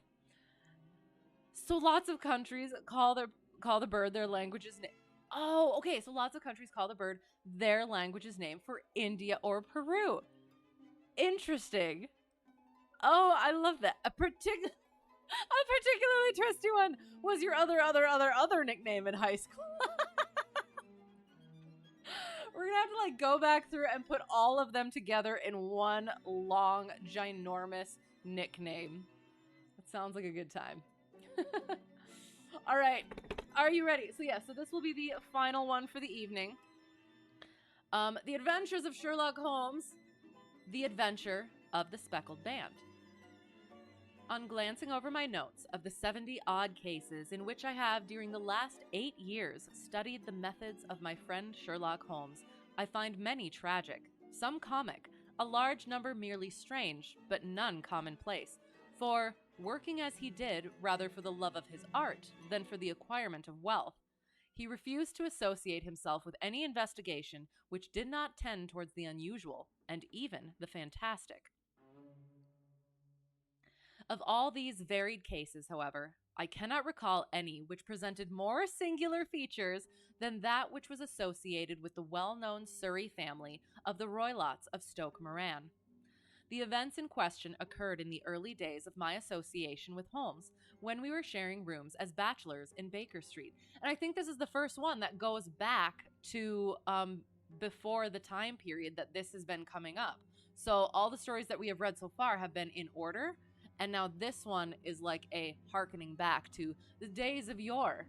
So, and that's such a like I don't know if he meant to do that, if Doyle meant to do that, but it's such an ingenious way of like continuing a character. Just like, I'm gonna do this timeline and like talk about these other cases that may or may not have been, so that when I kind of run out of time and stories here, then I can just go back here. So yes. So interesting. So they're still living together, bachelors. Here we go. It is possible that I might have placed them upon record before, but a promise of secrecy was made at the time, from which I have only been freed during the last month by the untimely death of the lady to whom the pledge was given. And there's our explanation. It's kind of grim, but perfect. It is perhaps as well that the facts should now come to light, for I have reasons to know that there are widespread rumors as to the death of Dr. Grimsby Roylott, which tend to make the matter even more terrible than the truth. It was early in April in the year 83 that I woke one morning to find Sherlock Holmes standing, fully dressed, by the side of my bed. He was a late riser as a rule, and as the clock on the mantelpiece showed me that it was only 7:15, I blinked up at him in some surprise, and perhaps just a little resentment, for I was myself regular in my habits. Oops. "Very sorry to knock you up, Watson," said he, "but it's the common lot this morning. Mrs. Hudson has been knocked up, she retorted upon me, and I on you." "What is it, then? A fire?" "No, a client. It seems that a young lady has arrived in a considerable state of excitement, who insists upon seeing me. She is waiting now in the sitting-room. Now, when young ladies wander about the metropolis at this hour of the morning and knock sleepy people up out of their beds, I presume that it is something very pressing which they have to communicate. Should it prove to be an interesting case, you would, I am sure, wish to follow it from the outset. I thought, at any rate, that I should call you and give you the chance. My dear fellow, I would not miss it for anything. I had no keener pleasure than in following Holmes in his than in blah. I had no keener pleasure than in following Holmes in his professional investigations, and in admiring the rapid deductions as swift as intuitions, and yet always founded on a logical basis with which he unraveled the problems which were submitted to him. I rapidly threw on my clothes and was ready in a few minutes to accompany my friend down to the sitting room. A lady dressed in black and heavily veiled, who had been sitting in the window, rose as we entered. "Good morning, madam," said Holmes cheerily. "My name is Sherlock Holmes. This is my intimate friend and associate, Dr. Watson, before whom you can speak as freely as before myself. Ha! I am glad to see that Mrs. Hudson has had the good sense to light the fire. Pray draw up to it, and I shall order you a cup of hot coffee, for I observe that you are shivering." "It is not cold which makes me shiver," said the woman in a low voice, changing her seat as requested. "What then?" "It is fear, Mr. Holmes. It is terror." She raised her veil as she spoke, and we could see that she was indeed in a pitiable state of agitation. Her face all drawn and gray, with restless, frightened eyes like those of some hunted animal. Her features and figure were those of a woman of 30, but her hair was shot with premature gray, and her expression was weary and haggard. Sherlock Holmes ran her over with one of his quick, all-comprehensive glances. "You must not fear," said he soothingly, bending forward and patting her arm. "We shall soon set matters right, I have no doubt. You have come in by train this morning, I see." "You know me, then?" "No, but I observed the second half of a return ticket in the palm of your left glove. You must have started early, and yet you had a good drive in a dog-cart, along heavy roads, before you reached the station." The lady gave a violent start and stared in bewilderment at my companion. "There is no mystery, my dear madam," said he, smiling. "The left arm of your jacket is spattered with mud in no less than 7 places. The marks are perfectly fresh. There is no vehicle save a dog-cart which throws up mud in that way, and then only when you sit on the left-hand side of the driver." "Whatever your reasons may be, you are perfectly correct," said she. "I started from home before 6, reached Leatherhead at 20 past, and came in by the first train to Waterloo. Sir, I can stand this strain no longer. I shall go mad if it continues. I have no one to turn to, none, save only one, who cares for me, and he, poor fellow, can be of little aid. I have heard of you, Mr. Holmes. I have heard of you from Mrs. Farintosh, whom you helped in the hour of her sore need. It was from her that I had your address. Oh, sir, do you not think that you could help me too, and at least throw a little light through the dense darkness which surrounds me? At present, it is out of my power to reward you for your services, but in a month or 6 weeks I shall be married, with the control of my own income, and then at least you shall not find me ungrateful." Holmes turned to his desk, and unlocking it, drew out a small case-book, which he consulted. "Farintosh," said he. "Ah, yes, I recall the case. It was concerned with an opal tiara. I think it was before your time, Watson. I can only say, madam, that I shall be happy to devote the same care to your case as I did to that of your friend. As to reward, my profession is its own reward, but you are at liberty to defray whatever expenses I may be put to, at the time which suits you best. And now I beg that you will lay before us everything that may help us in forming an opinion upon the matter." And then that bit, too, I think it was before your time, Watson, gives an opening for further stories that Watson can then write down from the case book. So, yeah. Sneaky and genius. Forming an opinion upon the matter. "Alas," replied our visitor, "the very horror of my situation lies in the fact that my fears are so vague, and my suspicions depend so entirely upon small points, which might seem trivial to another, that even he to whom of all others I have a right to look for help and advice looks upon all, that even he to whom of all others I have a right to look for help and advice looks upon all that I tell him about it as the fancies of a nervous woman. He does not say so, but I can read it from his soothing answers and averted eyes. But I have heard, Mr. Holmes, that you can see deeply into the manifold wickedness of the human heart. You may advise me how to walk amid the dangers which encompass me." "I am all attention, madam." "My name is Helen Stoner, and I am living with my stepfather, who is the last survivor of one of the oldest Saxon families in England, the Roylotts of Stoke Moran, on the western border of Surrey." Holmes nodded his head. "The name is familiar to me," said he. "The family was at one time among the richest in England, and the estates extended over the borders into Berkshire in the north and Hampshire in the west. In the last century, however, 4 successive heirs were of a dissolute and wasteful disposition, and the family ruin was eventually completed by a gambler in the days of the Regency. Nothing was left save a few acres of ground and the 200-year-old house, which is itself crushed under a heavy mortgage. The last squire dragged out his existence there, living the horrible life of an aristocratic pauper.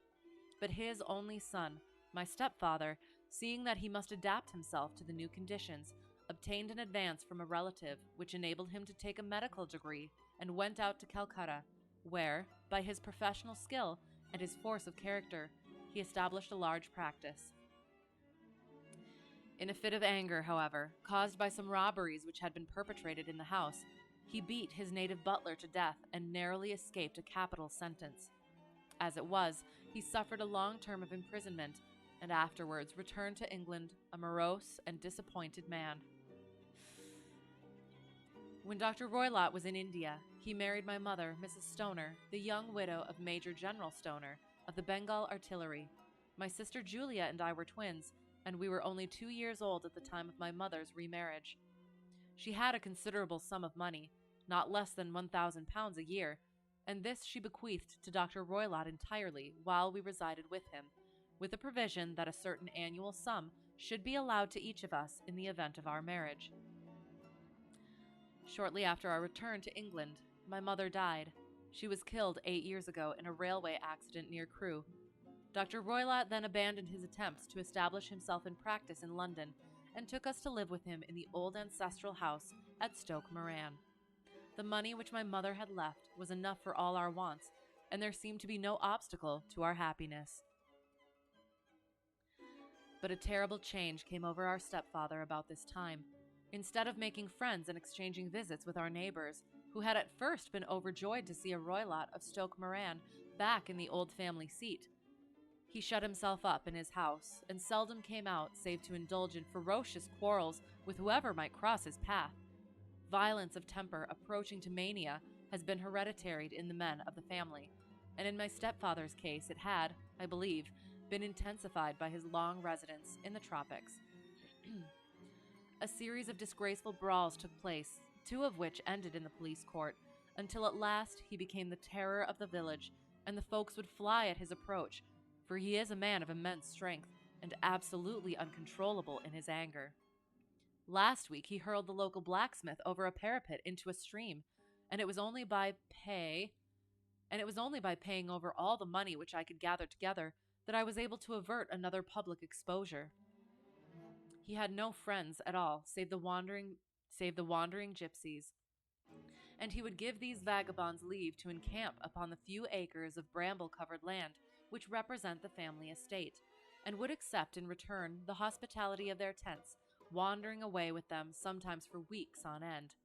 He has a passion also for Indian animals, which are sent over to him by a correspondent, and he has at this moment a cheetah and a baboon, which wander freely over his grounds and are feared by the villagers almost as much as their master. Another public exposure was it? Nope, gotta do it. What's your other nickname? Not going to do that one. All right, fair. You can, and again, a cheetah and a baboon wandering freely over the grounds. Oh, like, how and why? You can imagine from what I say that my poor sister Julia and I had no great pleasure in our lives. No servant would stay with us, and for a long time we did all the work of the house. She was but 30 at the time of her death, and yet her hair had already begun to whiten, even as mine has. Your sister is dead, then?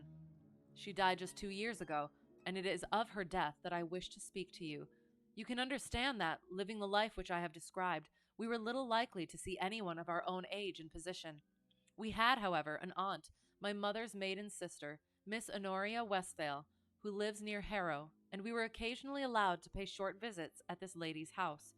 Julia went there at Christmas 2 years ago, and met there a half-pay major of Marines, to whom she became engaged. My stepfather learned of the engagement when my sister returned, and offered no objection to the marriage.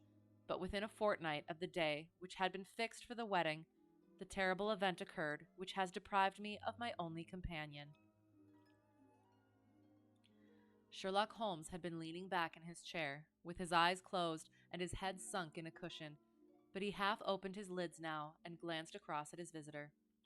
"Pray be precise as to details," said he. "It is easy for me to be so, for every event of that dreadful time is seared into my memory.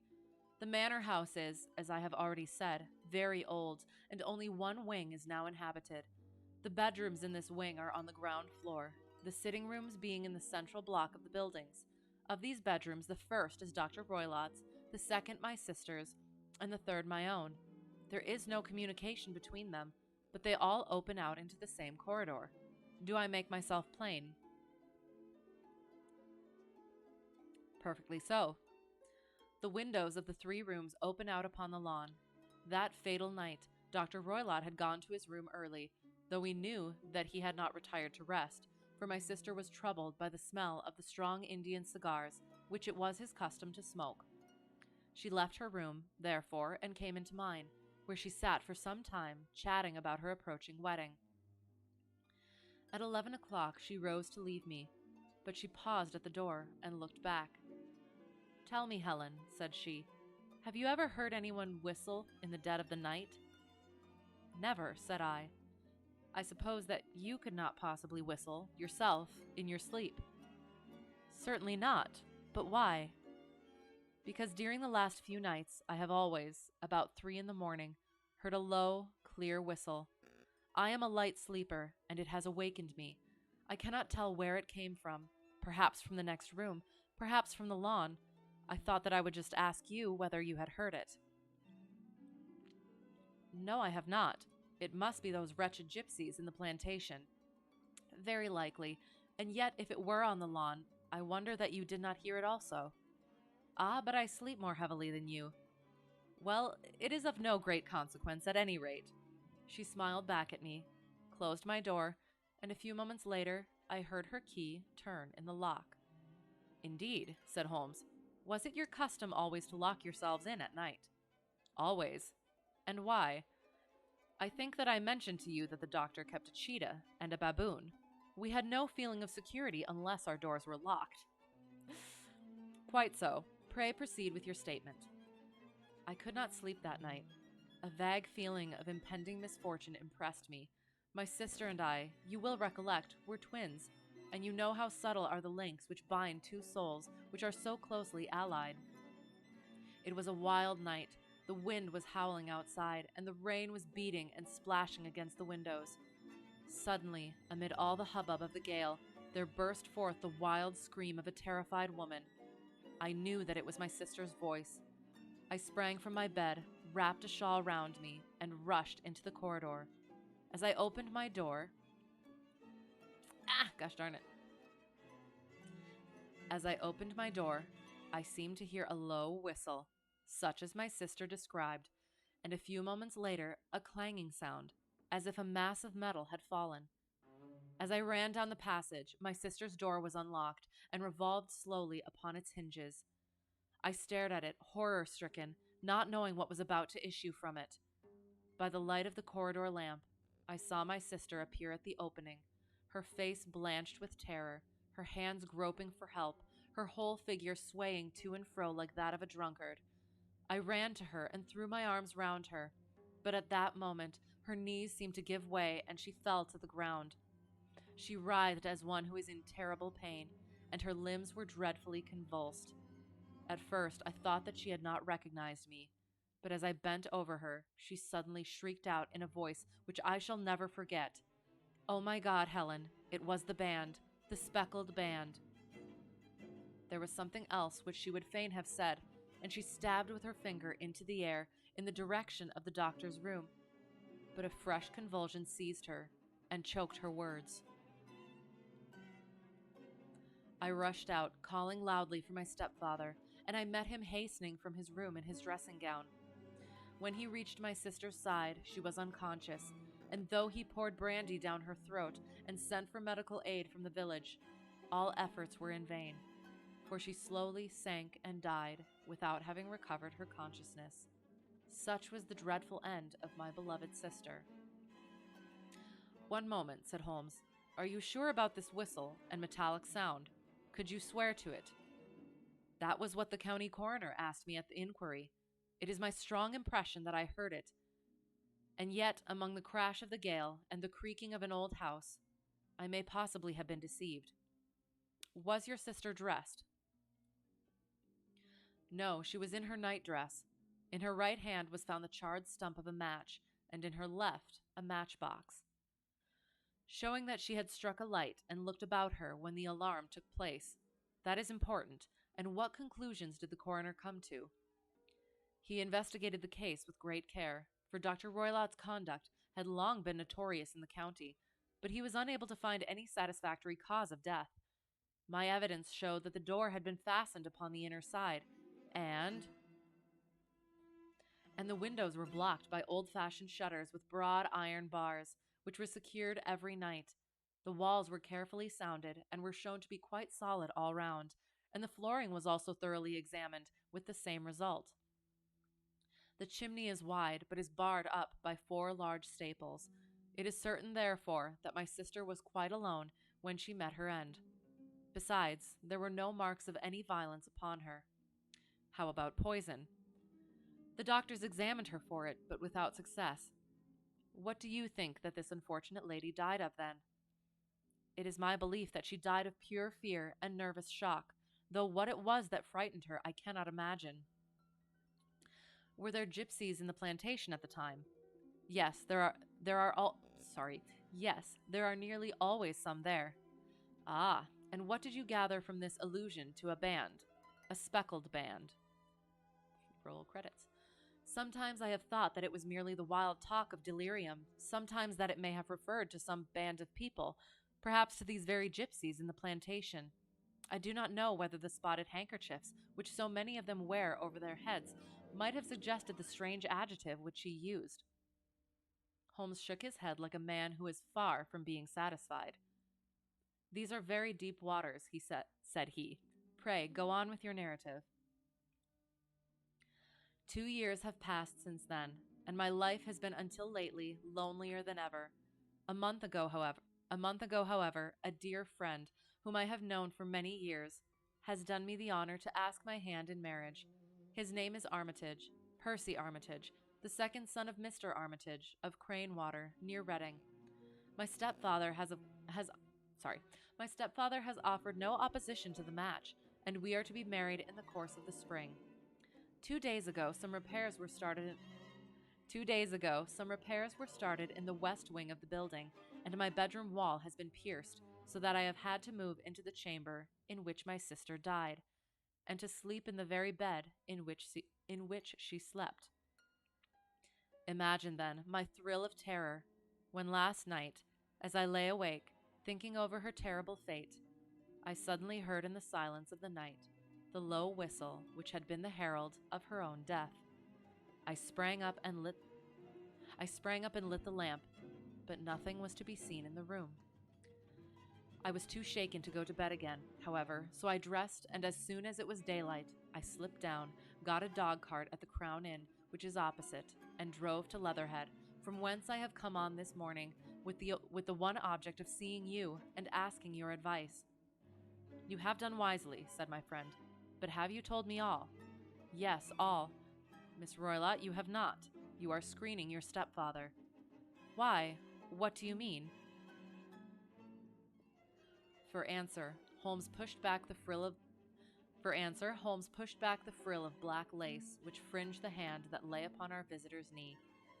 5 little livid spots, the marks of 4 fingers and a thumb, were printed upon the white wrist.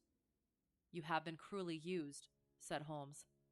The lady colored deeply and covered over her injured wrist. He is a hard man, she said, and perhaps he hardly knows his own strength. There was a long silence, during which Holmes leaned his chin upon his hands and stared into the crackling fire. This is a very deep business, he said at last. There are 1,000 details which I should desire to know before I decide upon our course of action. Yet we have not a moment to lose. If we were to come to Stoke Moran today, would it be possible for us to see over these rooms without the knowledge of your stepfather? As it happens, he spoke of coming into town today upon some most important business.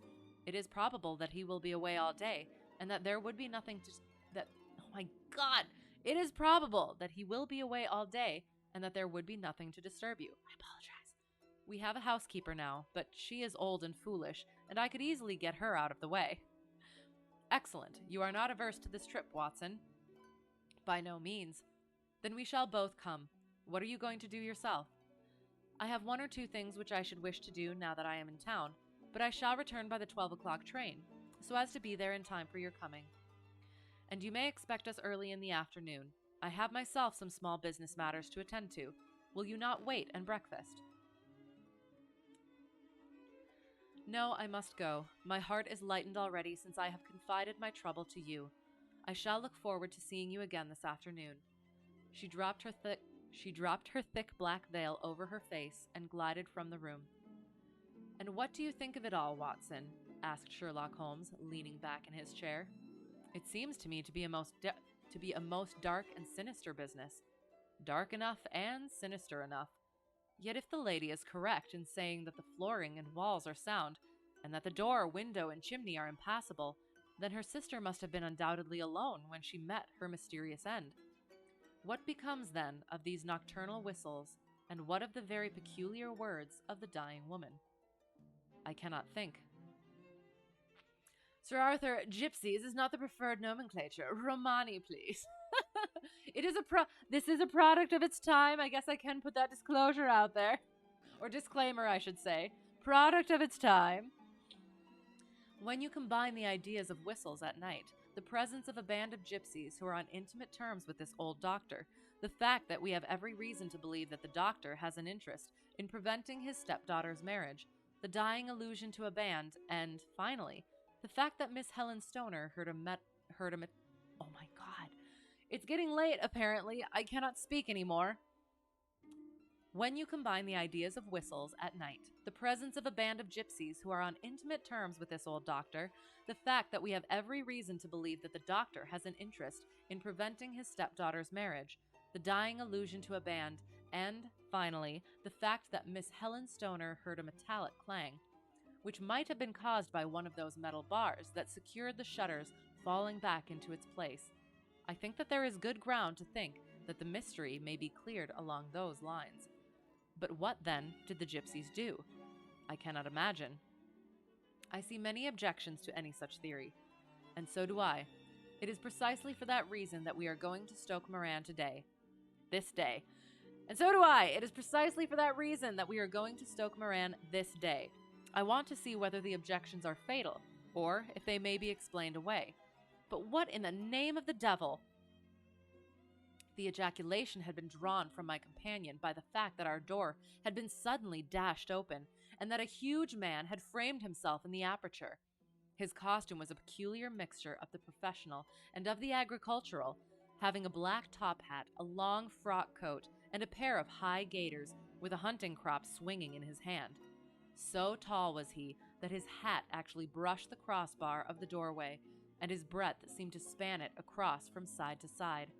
A large face, seared with 1,000 wrinkles, burned yellow with the sun, and marked with every evil passion, was turned from one to the other of us, while his deep-set, bile-shot eyes and his high, thin, fleshless nose gave him somewhat the resemblance to a fierce old bird of prey. We're on a theme this evening. Which of you is Holmes? asked this apparition. My name, sir, but you have the advantage of me, said my companion quietly. I am Dr. Grimsby Roylott of Stoke Moran. Indeed, doctor, said Holmes blandly. Pray take a seat. I will do nothing of the kind. My stepdaughter has been here. I have traced her. What has she been saying to you? It is a little cold for the time of the year, said Holmes. What has she been saying to you? Screamed the old man furiously. But I have heard that the crocuses promise well, continued my companion, imperturbably. Ha! You put me off, do you? Said our new visitor, taking a step forward and shaking his hunting crop. I know you, you scoundrel. I have heard of you before. You are Holmes, the meddler. My friend smiled. Holmes, the busybody. His smile broadened. Holmes, the Scotland Yard Jack in office. Holmes chuckled heartily. Your conversation is most entertaining, said he. When you go out, close the door, for there is a decided draft. I will go when I have said my say. Don't you dare to meddle with my affairs. I know that Miss Stoner has been here. I traced her. I am a dangerous man to fall foul of. See here. He stepped swiftly forward, seized the poker, and bent it into a curve with his huge brown hands. See that you keep yourself out of my grip, he snarled, and hurling the twisted poker into the fireplace, he strode out of the room. A black top hat, a long frock cat, and a pair of high gaiters is your fashion sense. I feel like you meant frock coat, but I also feel like you could have meant that because that's hilarious. And yes, absolutely. He seems a very amiable person, said Holmes, laughing. I am not quite so bulky, but if he had remained, I might have shown him that my grip was not much more feeble than his own. As he spoke, he picked up the steel poker and, with a sudden effort, straightened it out again. Fancy his having the insolence to confound me with the official detective force. This incident gives zest to our investigation, however. Does that make it an investigation? And I only trust that our little friend will not suffer from her imprudence in allowing this brute to trace her. And now, Watson, we shall order breakfast, and afterwards I shall walk down to Doctor's Commons, where I hope to get some data which may help us in this matter. You did mean coat. Okay, you're not a cat person. Shame. Well, you're a bird person, though, I guess. So that's fair. You're forgiven. You did mean coat. Yes, black top hat, a long frock coat, and a pair of high gaiters is your fashion sense. Definitely. Most definitely. It was nearly 1 o'clock when Sherlock Holmes returned from his excursion. He held in his hand a sheet of blue paper, scrawled over with notes and figures. I have seen the will of the deceased wife, said he. To determine its exact meaning, I have been obliged to work out the present prices of the investments with which it is concerned. The total income, which at the time of the wife's death was a little short of £1,100, is now, through the fall in agricultural prices, not more than £750. Each daughter can claim an income of £250 in case of marriage.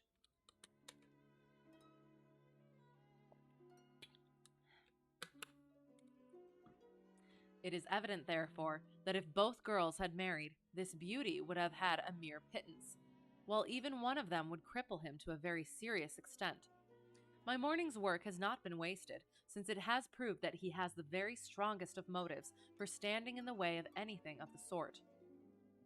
And now, Watson, this is too serious for dawdling, especially as the old man is aware that we are interesting ourselves in his affairs. So if you are ready, we shall call a cab and drive to Waterloo.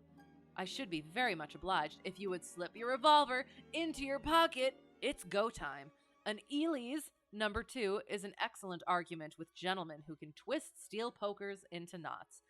That and a toothbrush are, I think, all that we need. At Waterloo, we were fortunate in catching a train for Leatherhead, where we hired a trap at the station inn and drove for 4 or 5 miles through the lovely Surrey lanes. It was a perfect day, with a bright sun and a few fleecy clouds in the heavens. The trees and wayside hedges were just throwing out their first green shoots, and the air was full of the pleasant smell of the moist earth. To me, at least, there was a strange contrast between the sweet promise of the spring and this sinister quest upon which we were engaged. My companion sat in the front of the trap, his arms folded, his hat pulled down over his eyes, and his chin sunk upon his breast, buried in the deepest thought. Suddenly, however, he started, tapped me on the shoulder, and pointed over the meadows. "Look there," said he. A heavily timbered park stretched up in a gentle slope, thickening into a grove at the highest point. From amid the branches there jutted out the gray gables and high roof tree of a very old mansion. "Stoke Moran," said he. "Yes, sir, that be the house of Dr. Grimsby Roylott," remarked the driver. "There is some building going on there," said Holmes. "That is where we are going."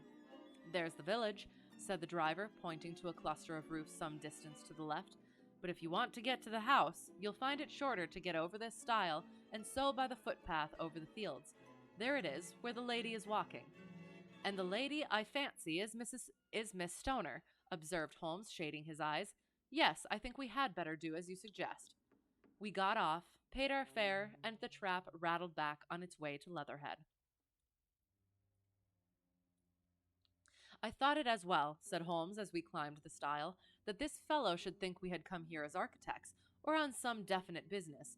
It may stop his gossip. Good afternoon, Miss Stoner. You see that we have been as good as our word." Our client of the morning had hurried forward to meet us with a face which spoke her joy. "I have been waiting so eagerly for you," she cried, shaking hands with us warmly. "All has turned out splendidly. Dr. Roylott has gone to town, and it is unlikely that he will be back before evening." "We have had the pleasure of making the doctor's acquaintance," said Holmes, and in a few words he sketched out what had occurred. Miss Stoner turned white to the lips as she listened. "Good heavens!" she cried.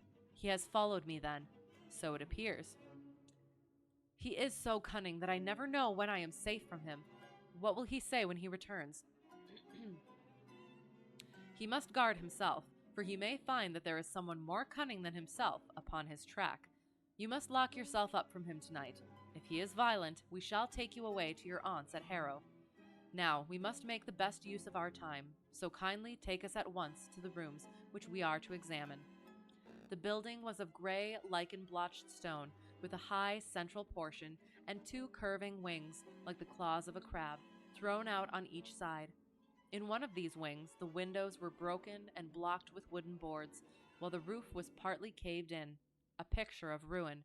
The central portion was in little better repair, but the right-hand block was comparatively modern, and the blinds in the windows, with the blue smoke curling up from the chimneys, showed that this was where the family resided. Some scaffolding had been erected against the end wall, and the stonework had been broken into, but there were no signs of any workmen at the moment of our visit. Holmes walked slowly up and down the ill-trimmed lawn, and examined with deep attention the outsides of the windows. "This, I take it, belongs to the room in which you used to sleep, the center one to your sister's, and the one next to the main building to Dr. Roylott's chamber." "Exactly so, but I am now sleeping in the middle one, pending the alterations, as I understand. By the way, there does not seem to be any very pressing need for repairs at that end wall. There were none. I believe that it was an excuse to move me from my room." "Ah, that is suggestive. Now, on the other side of this narrow wing runs the corridor from which these three rooms open.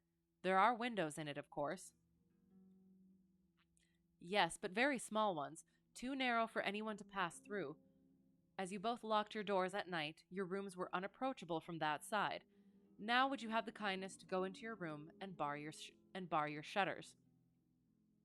Miss Stoner did so, and Holmes, after a careful examination through the open window, endeavored in every way to force the shutter open, but without success. There was no slit through which a knife could be passed to raise the bar. Then, with his lenses, he tested the hinges, but they were of solid iron, built firmly into the mass of masonry. Said he, scratching his chin in some perplexity. "My theory certainly presents some difficulties. No one could pass these shutters if they were bolted. Well, we shall see if the inside throws any light upon the matter." A small side door led into the whitewashed corridor from which the three bedrooms opened. Holmes refused to examine the third chamber, so he passed at once to the second, that in which Miss Stoner was now sleeping, and in which her sister had met with her fate. It was a homely little room, with a low ceiling and a gaping fireplace, after the fashion of old country houses. A brown chest of drawers stood in one corner, a narrow white counterpaned bed in another, and a dressing table on the left-hand side of the window. These articles, with two small wickerwork chairs, made up all the furniture in the room, save for a square of Wilton carpet in the center. The boards round and the paneling of the walls were of brown, worm-eaten oak, so old and discolored that it may have dated from the original building of the house. Holmes drew one of the chairs into a corner and sat silent, while his eyes traveled round and up and down, taking in every detail of the apartment. "Where does that bell communicate with?" he asked at last, pointing to a thick bell rope which hung down beside the bed, the tassel actually lying upon the pillow. "It goes to the housekeeper's room. It looks newer than the other things." "Yes, it was only put there a couple of years ago." "Your sister asked for it, I suppose?" "No, I never heard of her using it. We used always to get what we wanted for ourselves." "Indeed, it seemed unnecessary to put so nice a bell pull there. You will excuse me for a few minutes while I satisfy myself as to this floor." He threw himself down upon his face with his lens in his hand and crawled swiftly backward and forward, examining minutely the cracks between the boards. Then he did the same with the woodwork with which the chamber was paneled. Finally, he walked over to the bed and spent some time in staring at it and in running his eye up and down the wall. Finally, he took the bell rope in his hand and gave it a brisk tug. "Why, it's a dummy," said he. "Won't it ring?"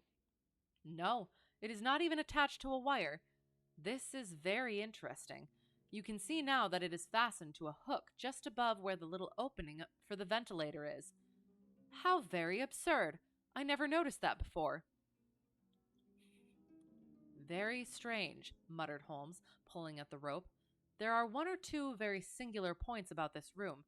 For example, what a fool a builder must be to open a ventilator into another room, when, with the same trouble, he might have communicated with the outside air." "That is also quite modern," said the lady.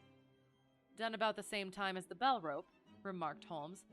"Yes, there were several little changes carried out about that time." Interesting." "They seem to have been of a most interesting character. Dummy bell ropes and ventilators which do not ventilate. With your permission, Miss Stoner, we shall now carry our researches into the inner apartment." Dr. Grimsby Roylott's chamber was larger than that of his stepdaughter, but was as plainly furnished.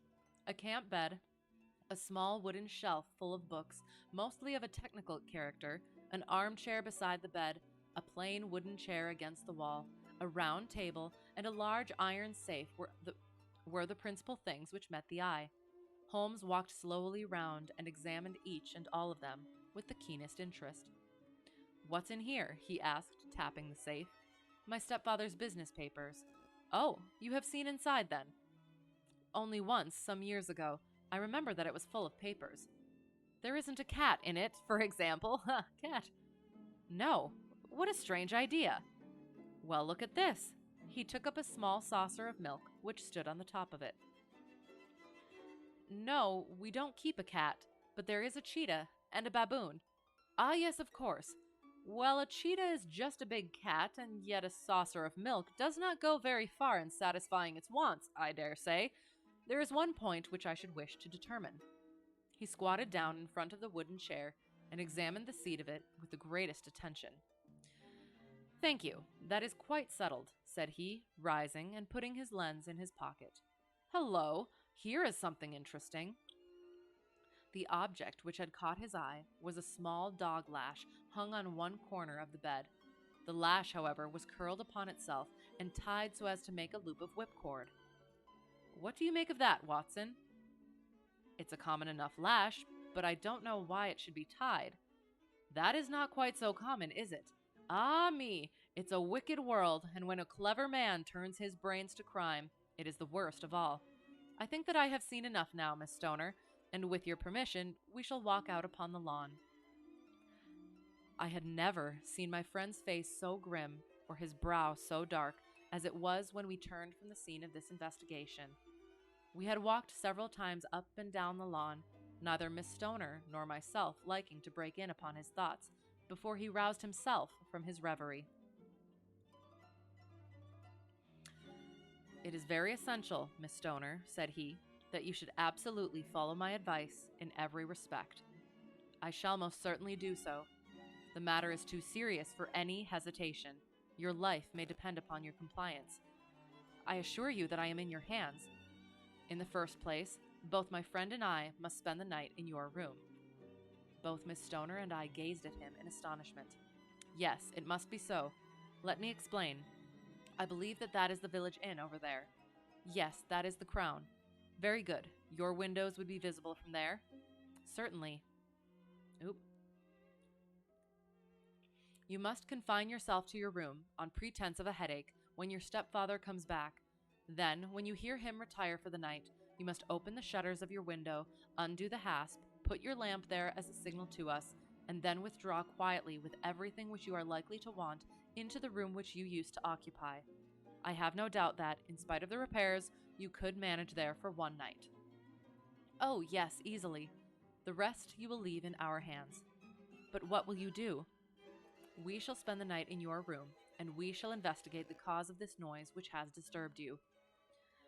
"I believe, Mr. Holmes, that you have already made up your mind," said Miss Stoner, laying her hand upon my companion's sleeve. "Perhaps I have. Then, for pity's sake, tell me what was the cause of my sister's death.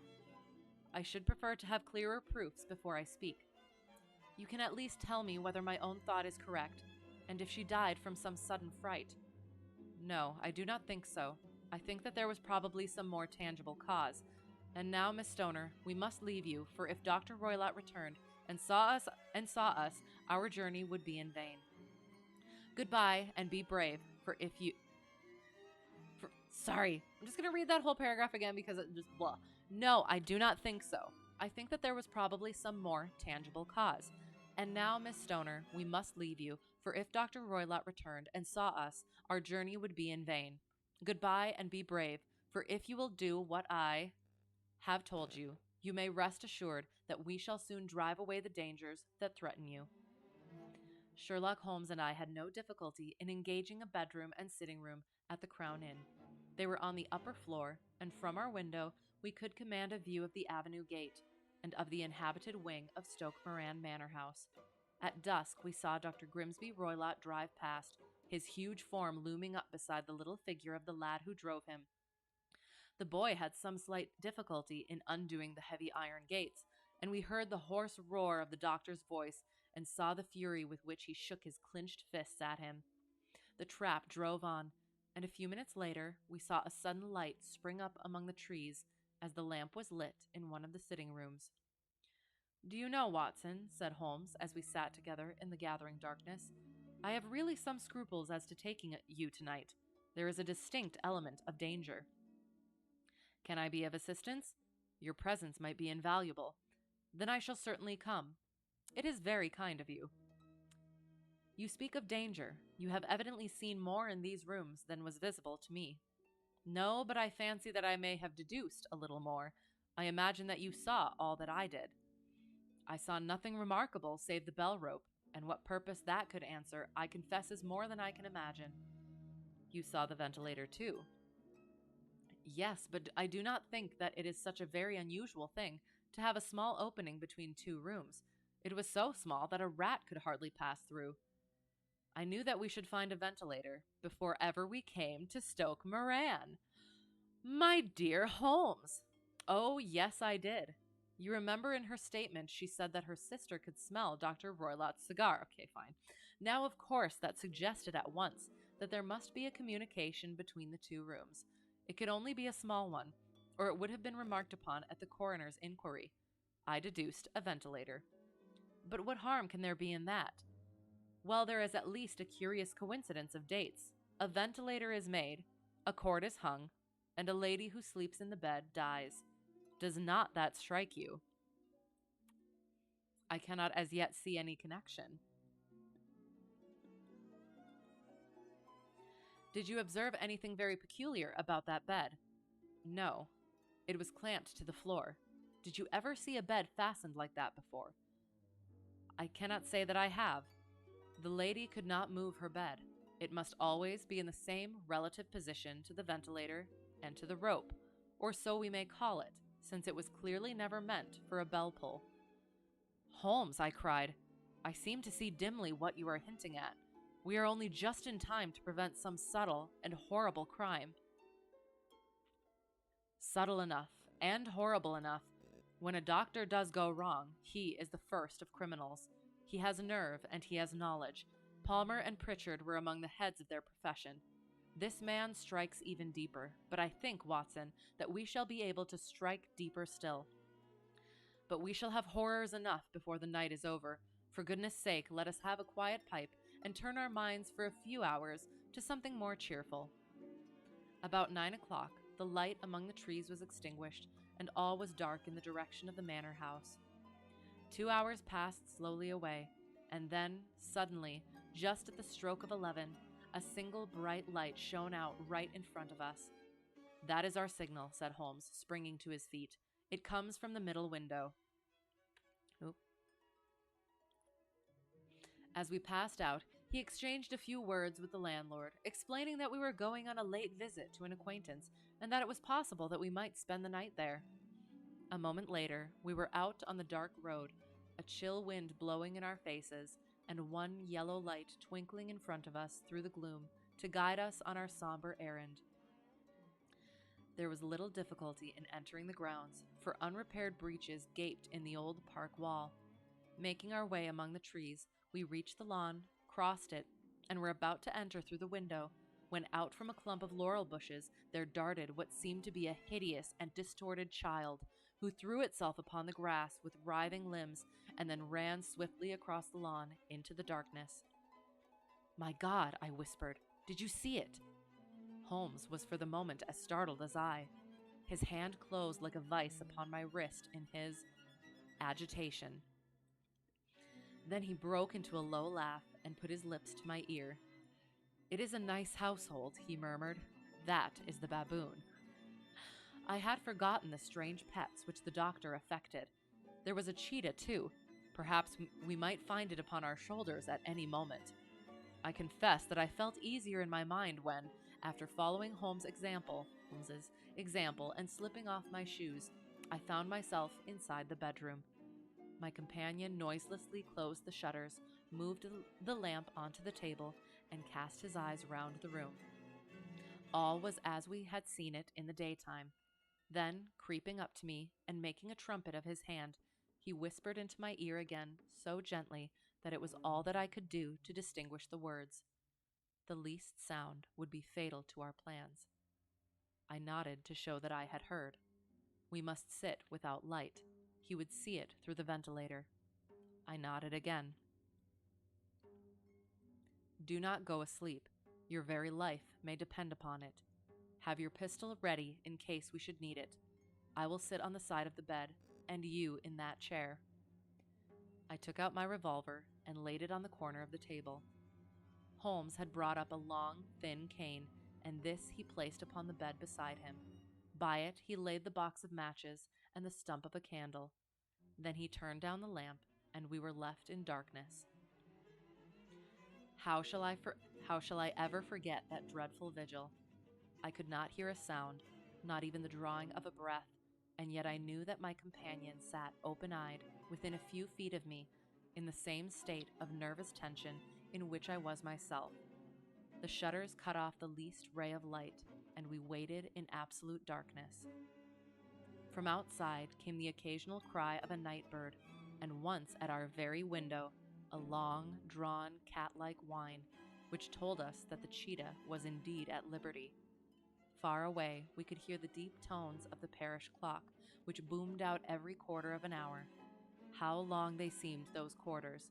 12 struck, and 1, and 2, and 3, and still we sat, waiting silently for whatever might befall.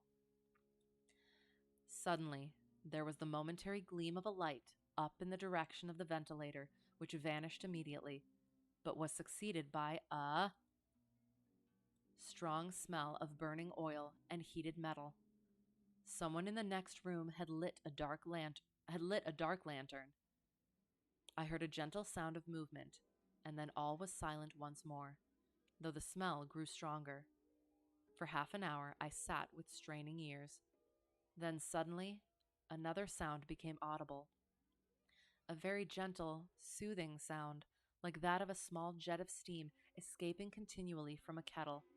The instant that we heard it, Holmes sprang from the bed, struck a match, and lashed furiously with his cane at the bell pull. "You see it, Watson," he yelled. "You see it." Strong smell of burning oil and heated metal was your nickname in high school. That's on a different vein. The kids called me Soboam for short. Wait, Soboam for short. Is that short? But I saw nothing. At the moment when Holmes struck the light, I heard a loud, clear whistle, but the sudden glare flashing into my weary eyes made it impossible for me to tell what it was at which my friend lashed so savagely. I could, however, see that his face was deadly pale and filled with horror and loathing. He had ceased to strike and was gazing up at the ventilator when suddenly there broke from the silence of the night the most horrible cry to which I have ever listened. It swelled up louder and louder, a hoarse yell of pain and fear and anger, all mingled in the one dreadful shriek. They say that away down in the village, and even in the distant parsonage, that cry raised the sleepers from their beds. It struck cold to our hearts, and I stood gazing at Holmes, and he at me, until the last echoes of it had died away into the silence from which it rose. "What can it mean?" I gasped. "It means that it is all over," Holmes answered. "And perhaps, after all, it is for the best. Take your pistol, and we will enter Dr. Roylott's room." With a grave face, he lit the lamp and led the way down the corridor. Twice he struck at the chamber door without any reply from within. Then he turned the handle and entered, I at his heels, with the cocked pistol in my hand. It was a singular sight which met our eyes. On the table stood a dark lantern, with the shutter half open, throwing a brilliant beam of light upon the iron safe, the door of which was ajar.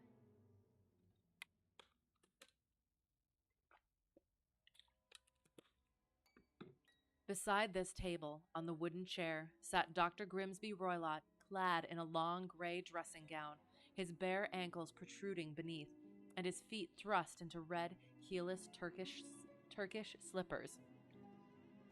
Across his lap lay the short stock with the long lash which we had noticed during the day. His chin was cocked upward, and his eyes were fixed in a dreadful, rigid stare at the corner of the ceiling. Round his brow he had a peculiar yellow band with brownish speckles, which seemed to be bound tightly round his head. As we entered, he made neither sound nor motion.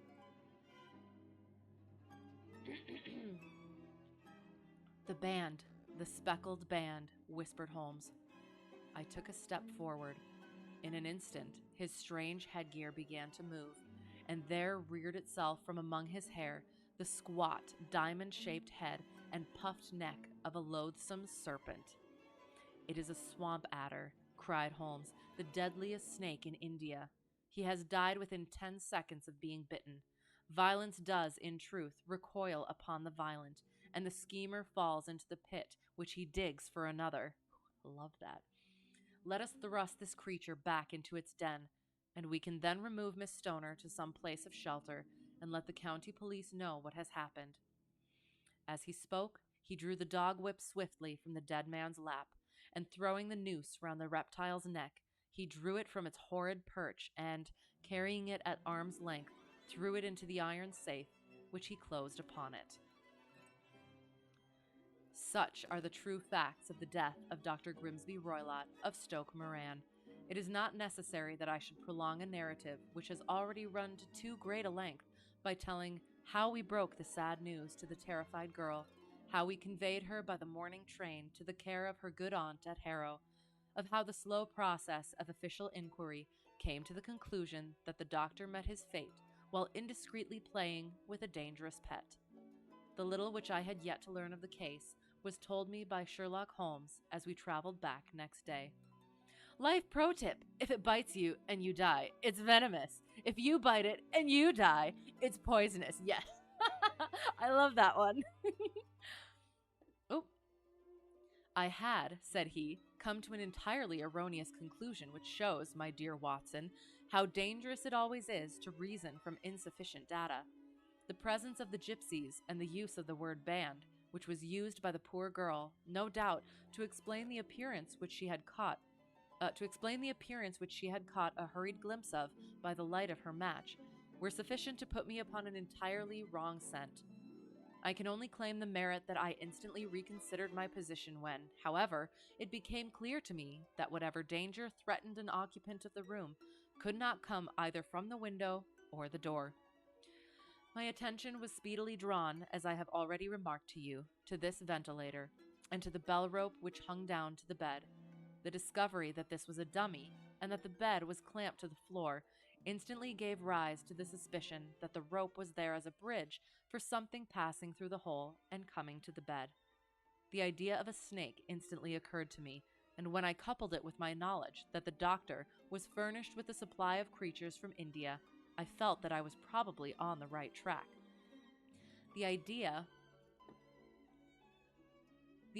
of using a form of poison which could not possibly be discovered by any chemical test was just such a one as would occur to a clever and ruthless man who had had an Eastern training.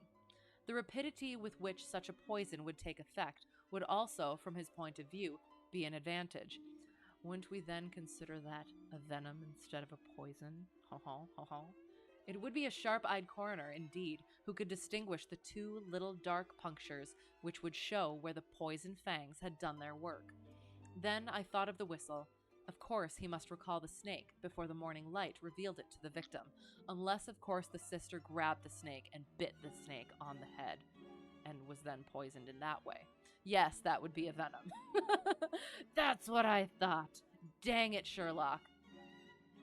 Of course, he must recall the snake before the morning light revealed it to the victim. He had trained it, probably by the use of the milk which we saw, to return to him when summoned.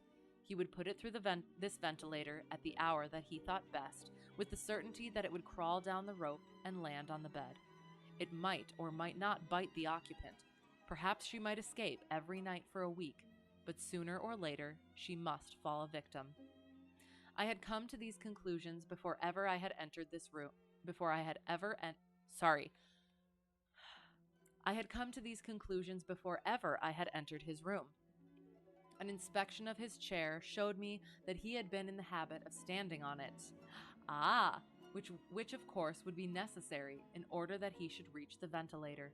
The sight of the safe, the saucer of milk, and the loop of whipcord were enough to finally dispel any doubts which may have remained.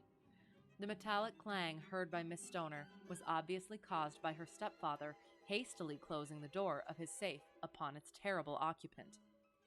Having once made up my mind, you know the steps which I took in order to put the matter to the proof.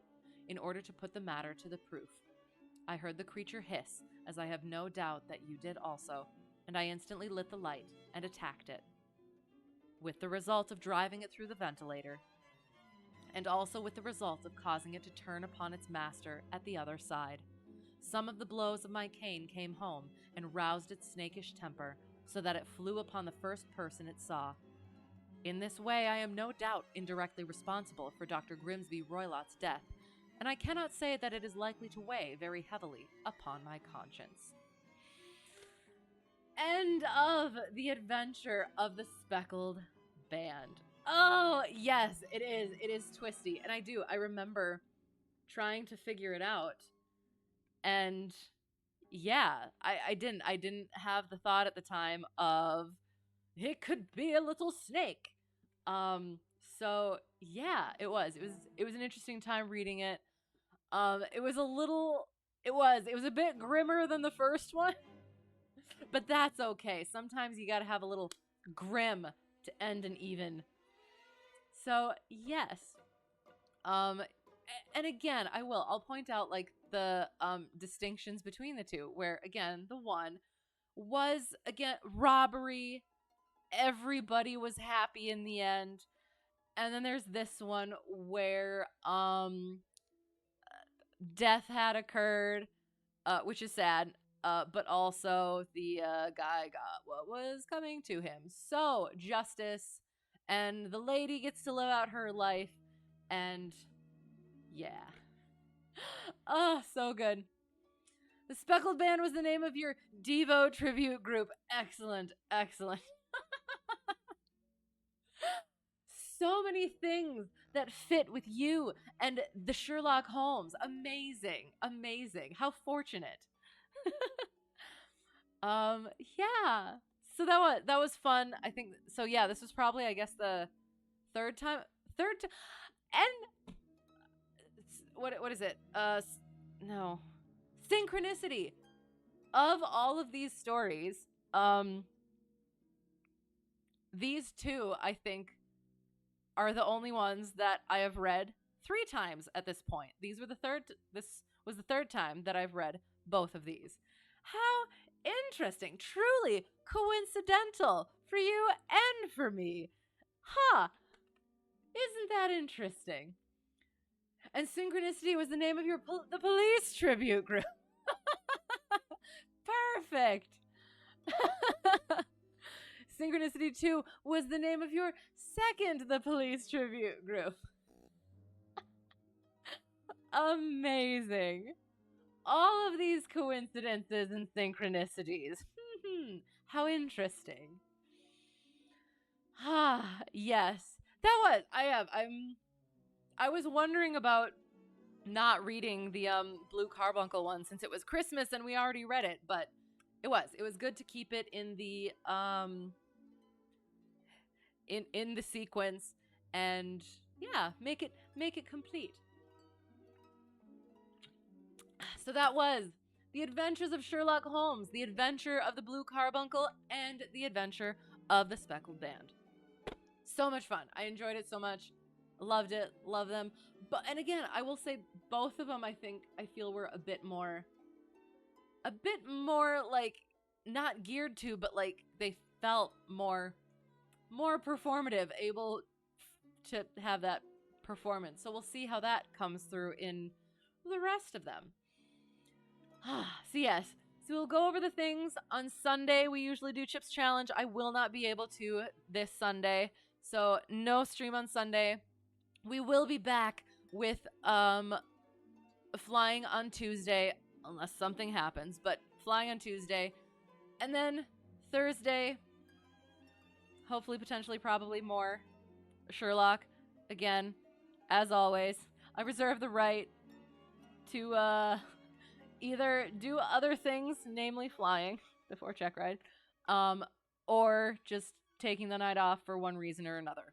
If I need to, or if I need to for like other obligations that come up, or just if I need to cause sleep. So where am I flying on Tuesday? I am not sure. I haven't thought about it. So I'm in real life. I am working on my commercial certificate. So we've been doing mock commercial check rides. So just this last time, I did my first actual cross-country planning for the sim, and we were in Texas, and we did to Louisiana because it was right next to one with an ICAO code of KCOM, so KCOM commercial. So I will figure out where we're gonna go when it comes to that. Am I multi-engine and IFR rated too? I am IFR rated, not multi-engine. I have to start making money with this training, or as a result of this training, before I can go into the multi-engine thing, because that is gonna make my bank account hurt even more so than it already is. So I do want to get into the multi-engine, but yes, IFR rated. I always have to say after a hiccup, I just got that in September, end of September. So I'm very new. So IFR commercial also makes the bank account hurt. Yes. Oh my, okay. Right. Do you fly in real life as well?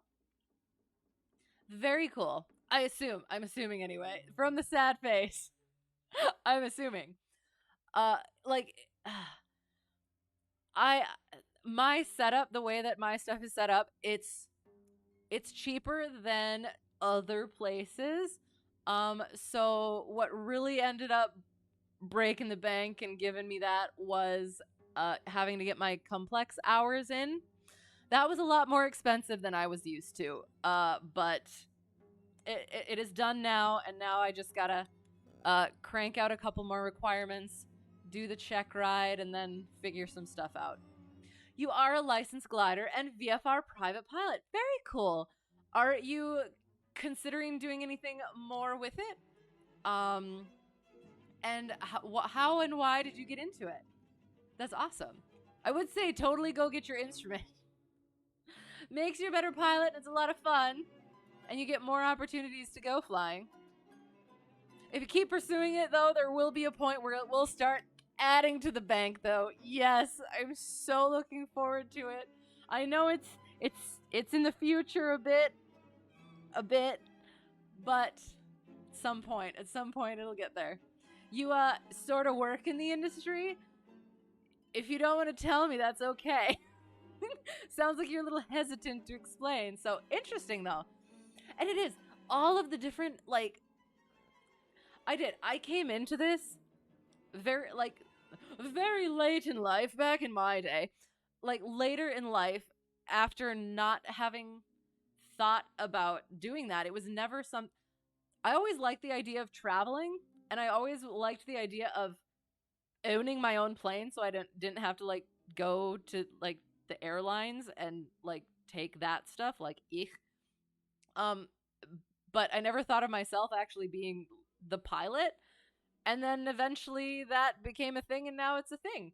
So I'm still very, very new to the things, and it has been so interesting to see all the different avenues that there are within it. Not just like within the piloting itself, but then also within the general, not the general aviation industry, the general aviation industry, if you get me. Why did I get into it? Well, you've loved everything about aviation since the first time you were ever on a plane at age 2. So was that like on like an airliner where you like taking a trip or something, and that was that? You earned your glider license at age 16 and PPL at age 17. Very nice. Oh, that's super, super cool. Very excellent. Yes, on an airliner with your parents. Super fun. Okay. Oh, I love it. Oh, that's so cool. And yes, I have again came into it late, so from a lot of other people too, it always seems like people have always come into it with some sort of background in it, or background interest at least in it. But me, it was like I had a certain direction I was going in my life for a long time, and then decided I guess I'm not doing that. And then as I was figuring out what I was going to do with my life beyond that, I went to Oshkosh, or AirVenture, in 2017, and was like, huh, that looks kind of cool. Started taking care of an elderly relative of mine who was a pilot in the 50s and 60s for the end of her life. And during that, I got into, that kind of like solidified it for me, that it was like, okay, I guess I'm doing this now. And then so after she ended up passing, I just kind of jumped in head first. And now coming a year and a half to coming up on 2 years ish later, I'm here. So yeah, and it is one of the things too, is like the only ever time I was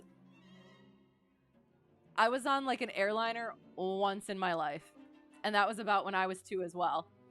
And then I had a Young Eagles flight at one point, and then beyond that, my Discovery flight was the first other airplane that I'd been into. So yeah, you were at Oshkosh last summer. I was too. What'd you do? I did some of all the things. I was there the whole week. and yeah, so like what sort of things are you most interested in that? because like I'm an aunt, so I had one of the small ones there, so we got to do some of the kids stuff, which was fun. Then did a lot of the shows, and then I really really enjoyed actually going to the seminars and the presentations, because at the time I was working on my instrument rating. So AirVenture is a blast. Yes, I'm I'm so looking forward to it. And I think back and I'm like going. I mean, so at some point maybe I'll get into past things or whatever. But like there was a reason that I went to AirVenture in 2017, kind of. But at the time, it was just it wasn't not that it didn't mean as much to me at the time, but it was just something. It was new. It was very new, and it didn't.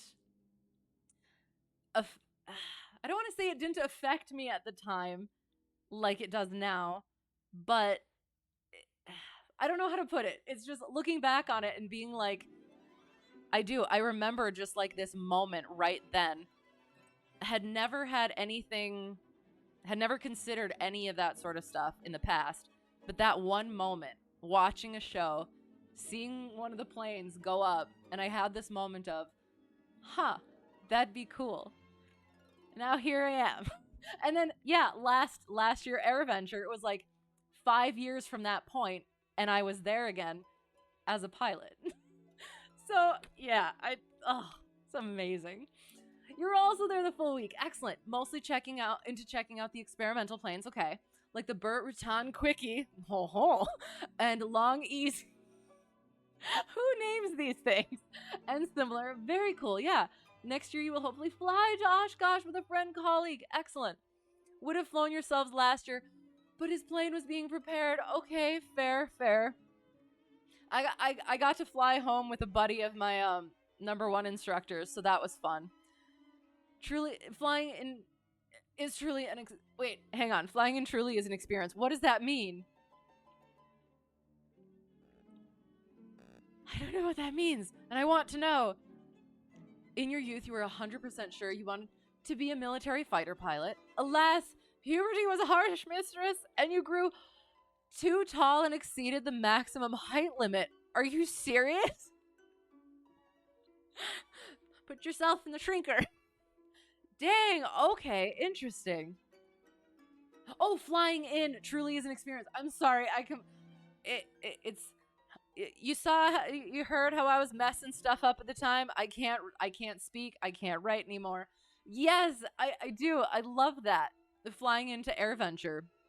And I think about like your story of it when I was actually at an aviation thing earlier today. And they were talking about AirVenture and about like the flying in and whatever, and I always go back to that. The whole like how people are like, "Oh, like flying in with hundreds of planes around, yeah." But then like what you told me where it's like go in early and you're probably good. But then there's me who is a night owl and doesn't wake up early a lot or well. So you spent 20 years working in soulless corporate jobs you hated, then finally came full circle a few years ago, and now work in a job that is aviation related. Oh, that's amazing. I love those. I love stories like that. And it is. Everybody has their own journey in this, and it's just so amazing to hear about and to see and to like watch people go through or like hear about coming back around and oh, so good. Oh, I'm so happy. Well, congrats. I'm glad that you're back in it. And that's another thing, like, too, where I'm working on the commercial aspect of it. I would like to, at some point, make money with it, however that may be. But, like, there's times where, I said this, I don't know why it, like, hit me so much, but, like, a couple weeks to a month ago, I was able to get up in the pattern. It was, like, kind of bad weather or whatever. I was finally able to get up, but I couldn't leave the airport because I was nervous about it. I didn't want the weather to come in and ish. But I was just bopping in the pattern, doing stuff, just hanging out, just doing it. after like hardcore grinding on the commercial, I let myself just do it, not work on any of the things. And there was just the most gorgeous sunset that I was up there just doing the thing. And I got to see that. And I got to be in that. So like if nothing actually ever comes of it, it's still worth it. Better to be down here, yep, wishing you were up there, than up there, wishing you were down here. Or down there, yes. There's plenty recently of wishing I was up there, but would definitely turn into wishing I was down here if I actually went. However, yes. This, yeah. Need to go get up again at some point, working on it, have plans, but it's just ish. So, do you fly? An old schooler? Have you gotten to fly again? Like, what? Yeah. Cause it has. I haven't flown since like last week, and there have been like attempts were made, kind of, but then not. And I'm going nuts. If you can fly a show plane to Air Avenger, you can get a free mug and a plaque with a photo of the plane on it. Pretty neat. What do you mean fly a show plane? Like a plane that goes into the show, or one that like sits out to show? Let me just go find a show plane. Very cool. I would like a free mug and a plaque. Oh, that's excellent.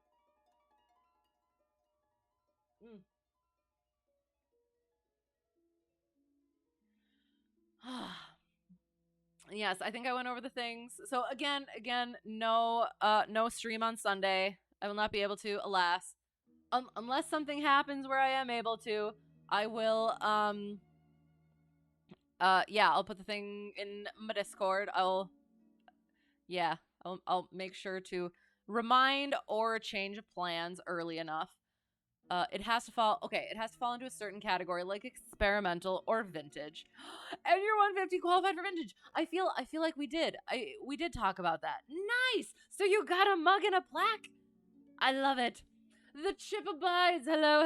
How's it going? Yes, I will not be able to do the chips challenge on Sunday. Unless again, of course,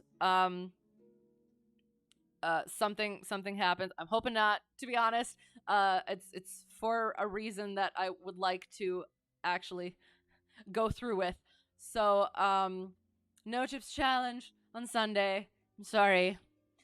But then yes, flying again on Tuesday, and we'll see how the week goes. More Sherlock on Thursday. Yep, excellent. And the Cessna 172 is the minivan of the sky. Don't at me. Yes, there are. I do. I want to start flying different things because I do feel like I'm getting way too comfortable in a plane that is meant to be comfortable. At least when it comes to like flying and performance and stuff. So you need to make more of the flying streams? Sure. It's okay. I know people do have lives, and I understand that. I know you have a life, and I understand that. And maybe at some point, I don't know, if there's a day, either the Thursday or the Sunday that works better for you, at some point, potentially soon, maybe I'll start doing some more, flying streams a little bit on the other days as well. So, yes, I am. I'm missing that sim, but at the same time, I'm, still working on stuff. So, like, I've always been a very structured person, but getting into this, there's so much like flexibility that needs to happen, and there's just a lot going on. But yes, I do appreciate being here whenever you can make it.